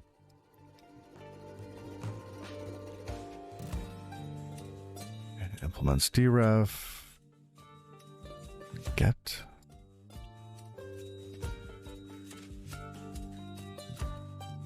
Let's look at the docs for Tauri.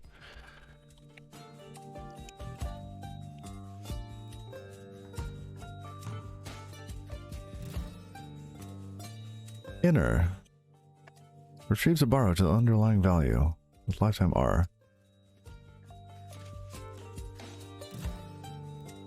Yes, it's typically not needed. Oh, how do you use Vimium in Chrome DevTools? That I have no idea.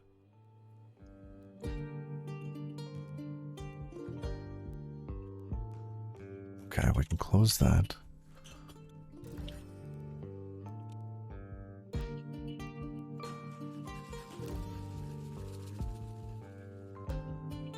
Now it is just a Helix client. Perfect. Oh, but now we need to await things.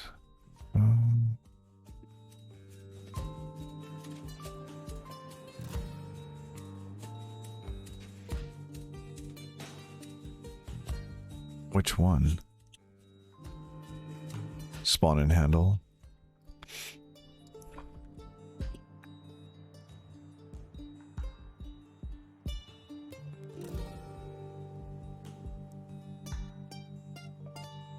Unused async for function with no await statement. Consider removing async.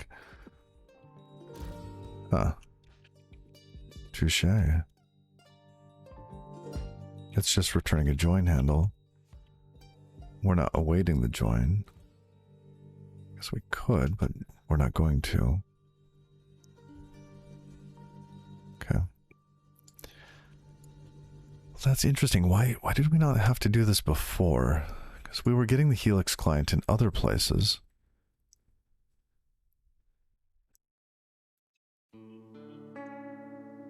Here, let's take a look. Here we grab it earlier. Well, excuse me, later, right? Inside the listen, inside the spawn and handle. So the listen manages that. And that's fair.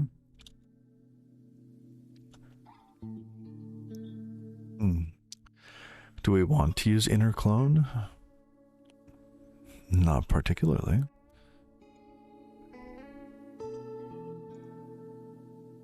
We could do this here. We still have to have... Guess we had one too many things there. Okay. We need the inner handle or the listen handle.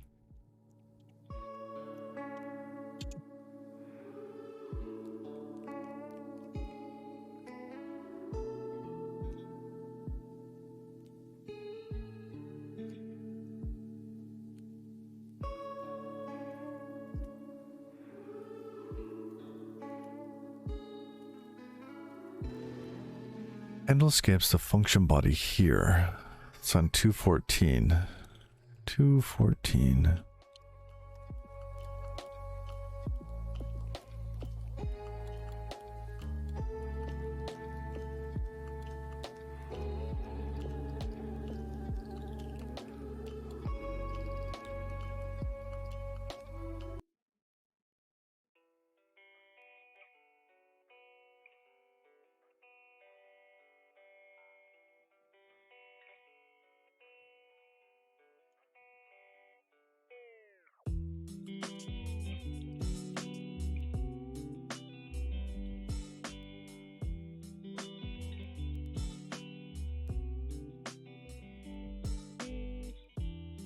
The event?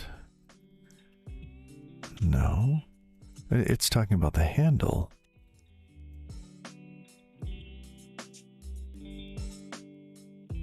Oh, 3, captured outer variable. Why is that captured? Why is handle being captured? It's in 1, 2, 3 places. That's it.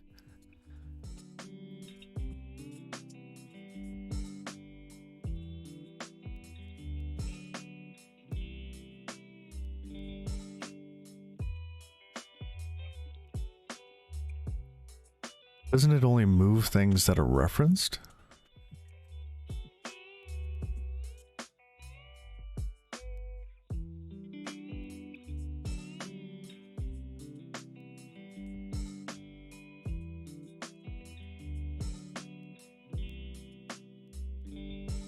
And thank you for the follow, Louis. Or Louis?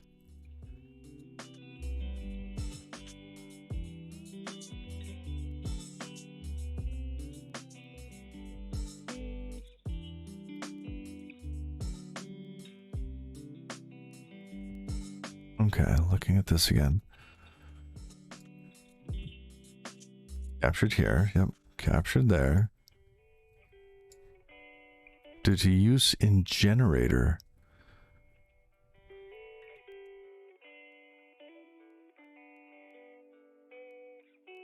Move occurs because listen handle has type of Tauri handle, which does not implement the copy trait.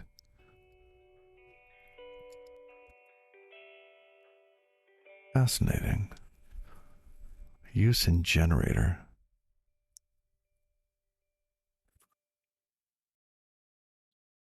I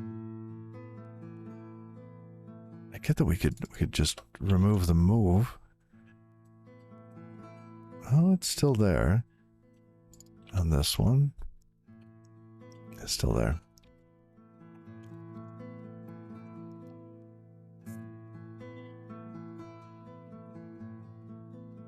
Oh, each. Oh, yes, yes, yes, you're right. Because this one needs to handle each instance, right? Ah, okay.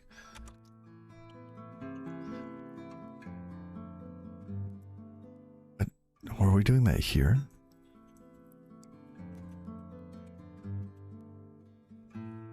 Because here we have the listen ones. And then we have a spawn and handle. So we clone it, listen once, spawn and handle, and it's happy. Here, clone it, listen. Oh, that was a listen once. Okay, that's the difference, yes.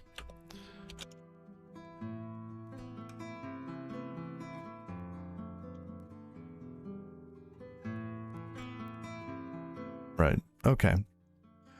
That makes sense. Third font. Yes, we're... My bot is currently down.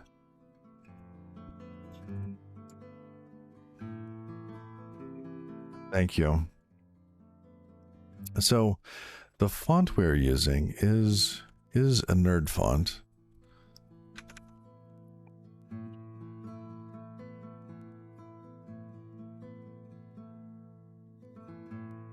And, oh wow, that's glorious. And it's, yeah, we're using Furicode Nerd Font Mono from this location.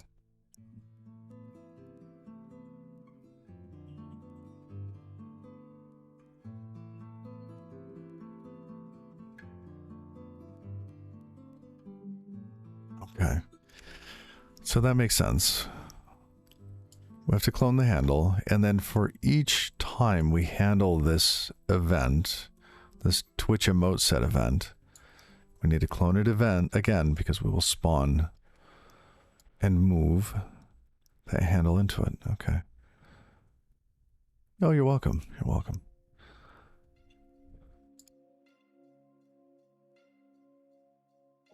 Got it. Okay.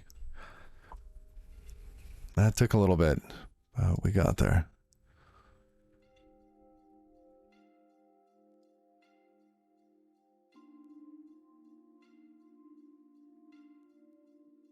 Okay. Is that the last? It's the last warning or last error. Let's clean up some of these real quick. And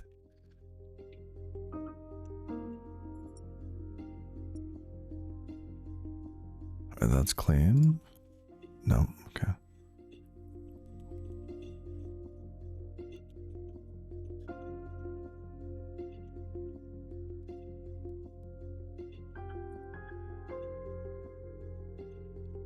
Yep. Gonna leave that alone. Let's try running it. It might work. Just might. And the idea is that when we join our channel, that we will start to fetch these emoticons. And I don't know if we even wired that up, but let's see. Oh, was there something else in that? Hold on, I want to run that again. That was slightly different that time. I am, yes.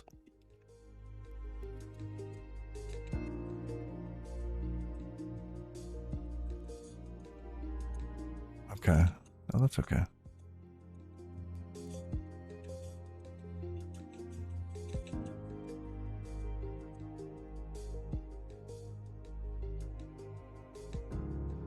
This could be a little taller, couldn't it? Let's adjust the window size on that. Where do we do that? Is that in login?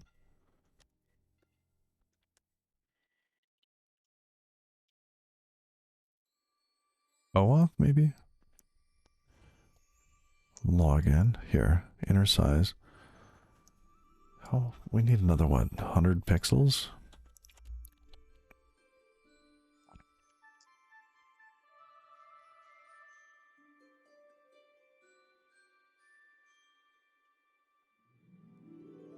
Yeah, that's tolerable. We could add another 25.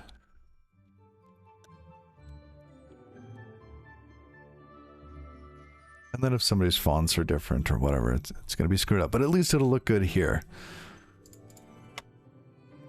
There we go. Goodbye. So, well, wait. Do they still exist? Like ones that aren't like hardwired into server farm terminals? No. Oh, goodness, no.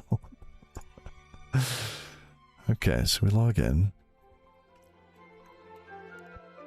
We get user state, right? And our goal is to take this list of emote sets and to be able to associate those emoticons with this user in this channel. So if I say test, I can send a message, but I do not see it.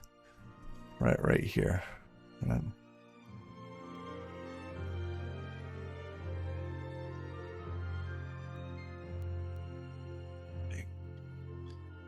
so because Twitch doesn't do an echo, we need to craft the sent message ourselves. Okay, let's just double check that we have this user state wired up. That would be, I'm going to close that in Twitch. Down here.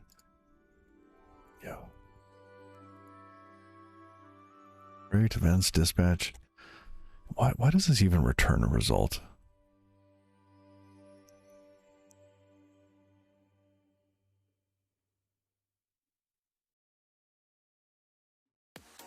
Guess it can't deserialize it? Excuse me, serialize, in case you can't serialize it. And in case it can't emit. Because right now we're swallowing all of those errors, or rather ignoring them.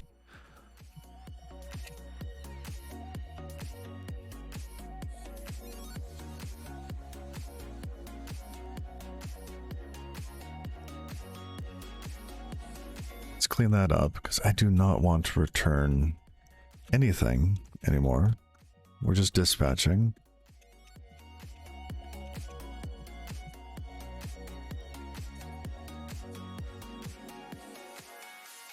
If let... no, we should do a match on this, shouldn't we? So if it's okay, we have data.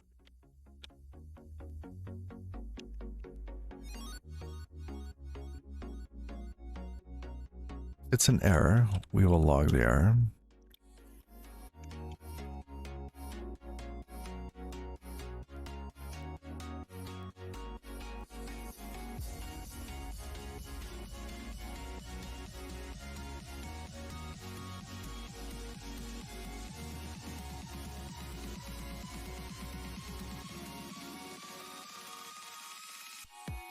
Now this one.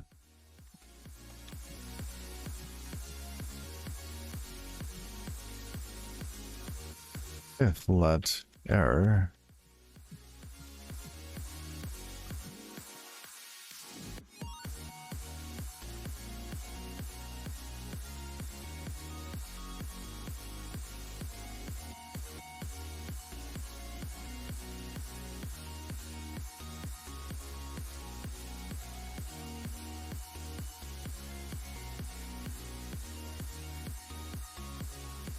A grammar. Okay. So now we've just cleared up a whole class of things. Before we were just propagating these. Ooh, do we...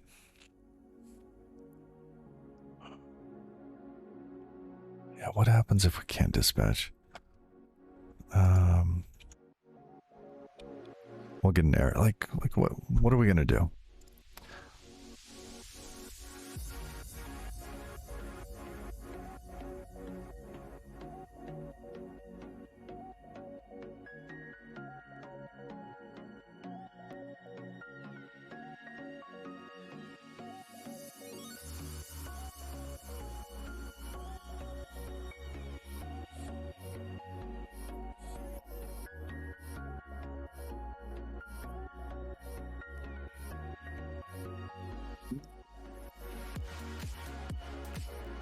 Listen.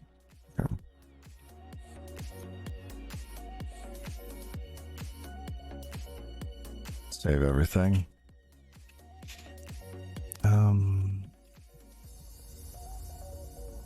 Expected result error found unit. Why is it expecting? Okay.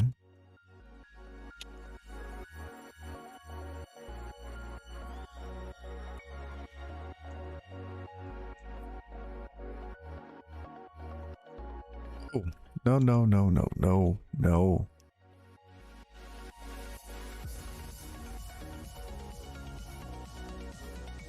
Here.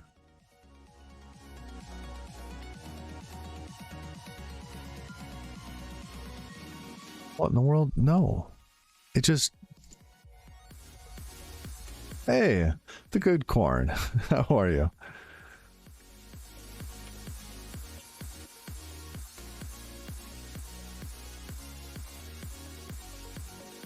This.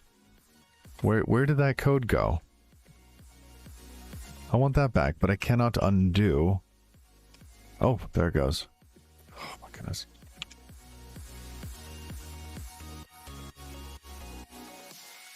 Okay, let's save everything again. Save.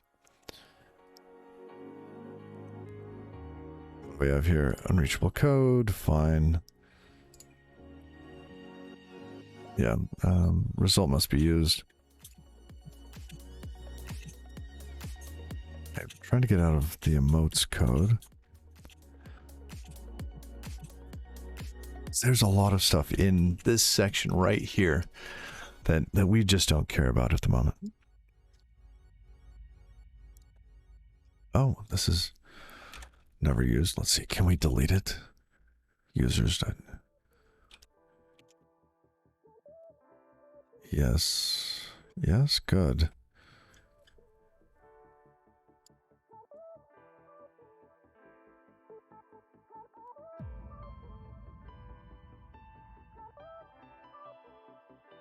What do we want to do with this?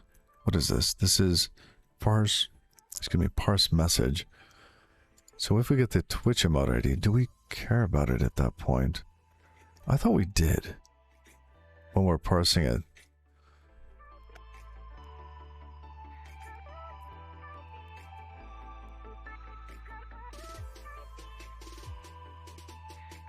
Do those work? Let's try testing a Twitch emote.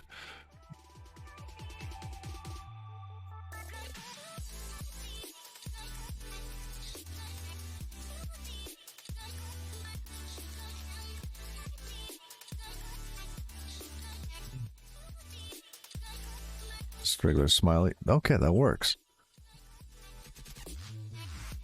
Why? Why is that working when we're not propagating this through? There's quite a lot more detail in one versus the other. Let's see, Twitch emote. Okay, I'm getting distracted. Let's focus.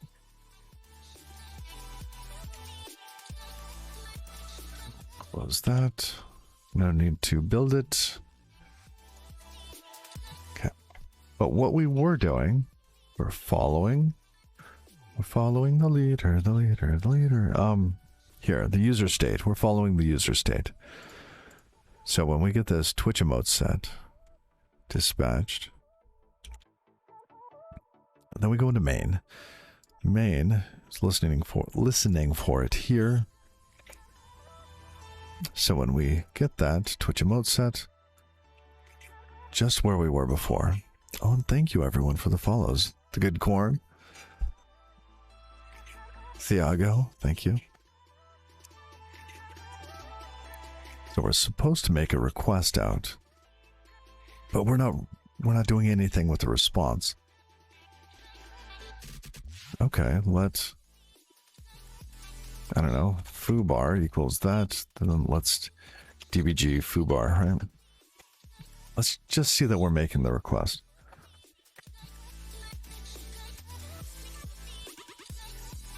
Because once we do that, we're going to get the emote set back. We need to manage that and convert it into a different type. Store it somewhere. Goodness, there's lots of little pieces. Okay, did we get an emote set back? Here's our user state. I'm not seeing a debug on that. Did we not get that? That event should have propagated through. Room state, user state. Yeah, it's not there. Dun dun dun.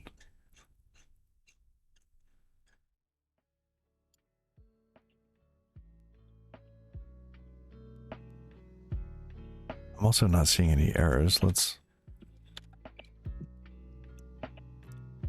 I have to send a message?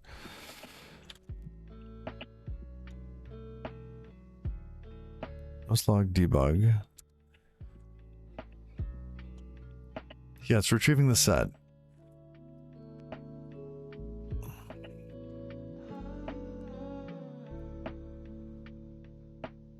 Look, now we know that other error is caused by no such file or directory. That's lovely.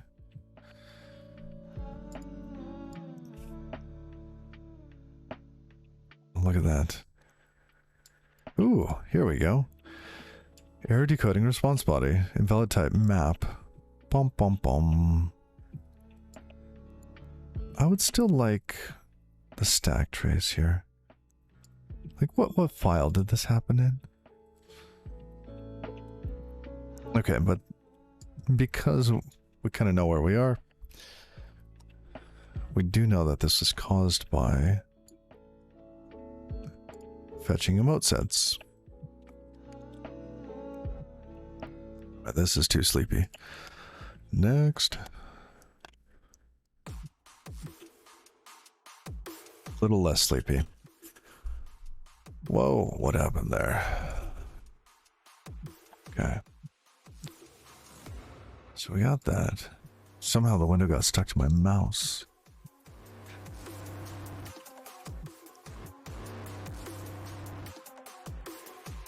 Okay. Errors.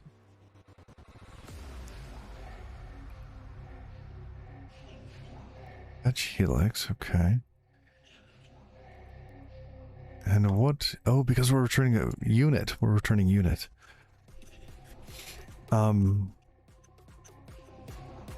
Okay, two things. Unit's wrong, and the error sucks. Okay, it's slightly better. Slightly. But we want more of a stack trace as well. We need to know where that's happening. If somebody sends this in and says, hey, I got this error, this is going to mean nothing to us. Alright. Now this may be a little too... grr. Deck the halls? No. String along? Maybe? We'll see. Okay.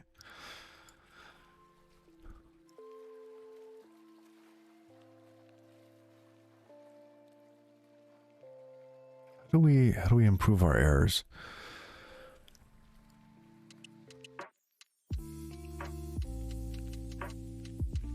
This. Let's go look at the anyhow docs one more time. Tauri, anyhow. Okay.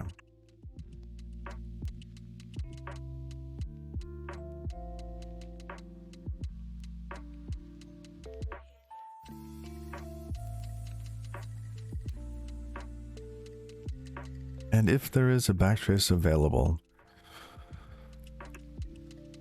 that's what we're doing. So there's no backtrace available?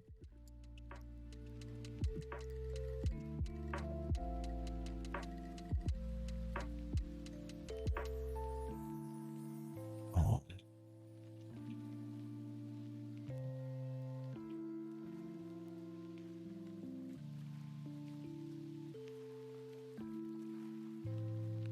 Okay.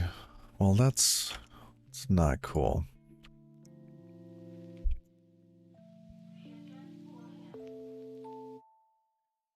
Maybe we should have some context associated with these handles. And how are we... How do we lose the backtrace? Why? Why did we lose it? Is that a nightly feature? I don't think so.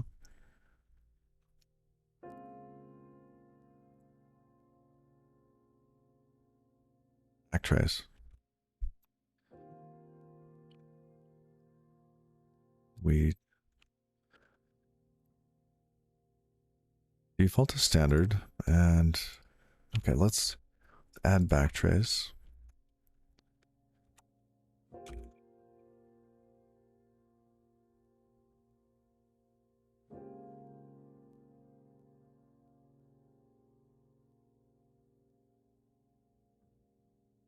Version equals 1.0.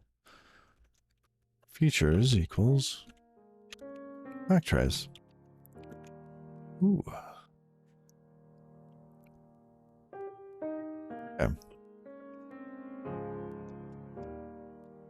Now we can test and see if we actually get a better backtrace. Something useful.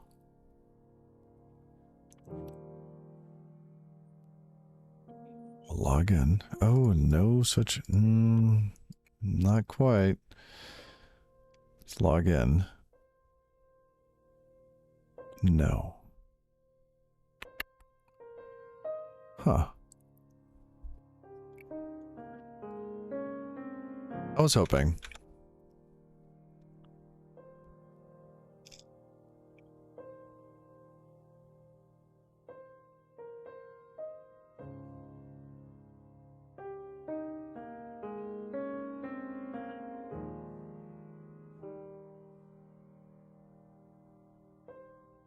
What does coverage mean here? 11 out of 11 items documented. 8 out of 11 items with examples. Oh, interesting. Okay.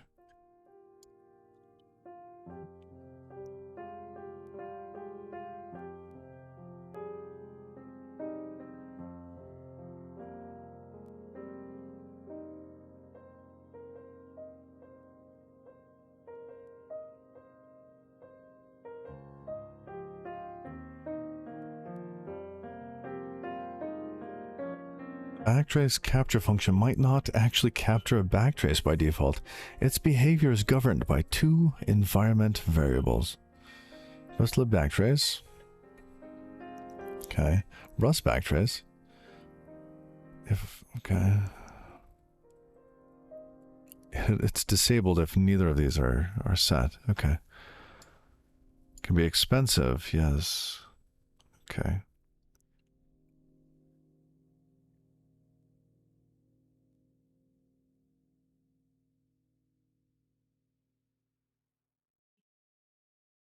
I see.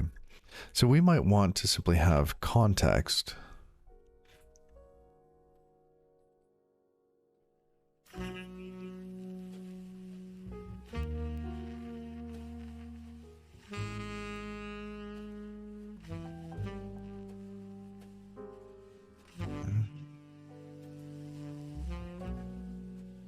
Okay.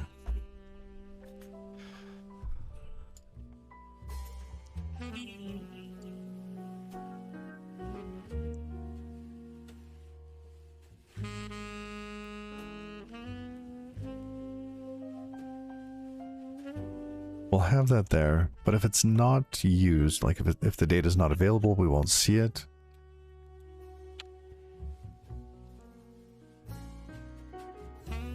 Yeah, we're not going to enable that. It would be useful, but I'm thinking forward, right? Like if somebody submits a report, what do I want to see? I want to see, hey, you know, this happened, where, when. So I have to go through and have context just scattered all over the place in this. Yeah, wherever we're propagating the error through. Okay.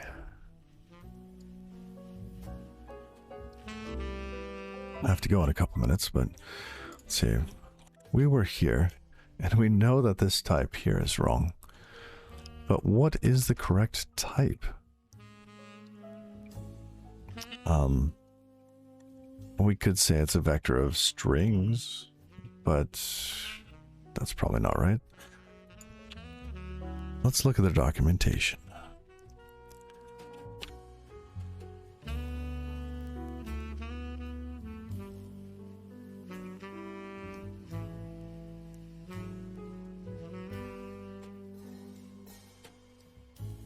MO sets, there we go. We get an object back, like so. You hate JSON errors? Yes. Yes. So we have ID, name, images, type, the ID, the owner ID, format, scale. Interesting. Theme mode, light and dark.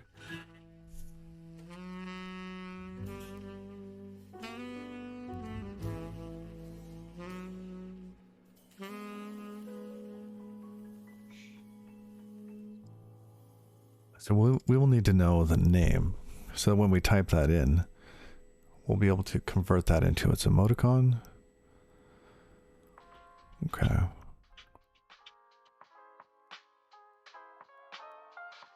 Fun. Okay.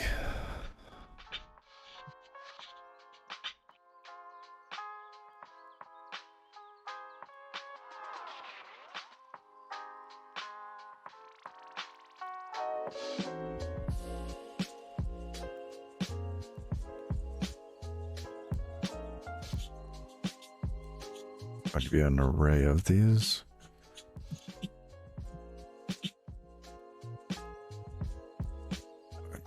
Let's save that for next time. All right. I gotta run. Thank you for hanging out. It's been fun. I've worked through a couple of interesting little pieces. And who shall we raid today? Software and game development. What's on the docket? What do we got? Who's coming up?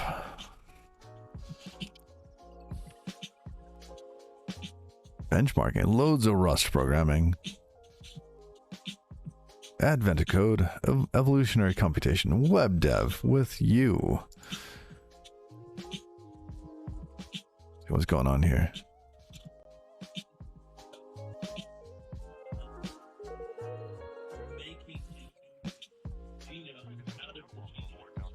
All right, yeah, let's raid this guy.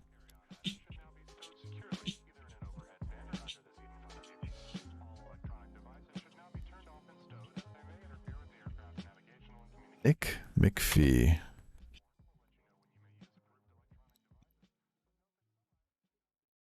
Another graybeard. All right. Do not allow us to raid. No. Oh, Nick. Oh, Nick.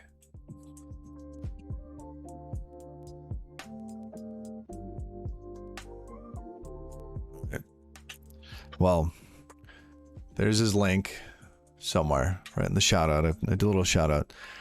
Let's just do a manual raid. We'll eat everybody to go over there. It sounds like interesting stuff that he's talking about.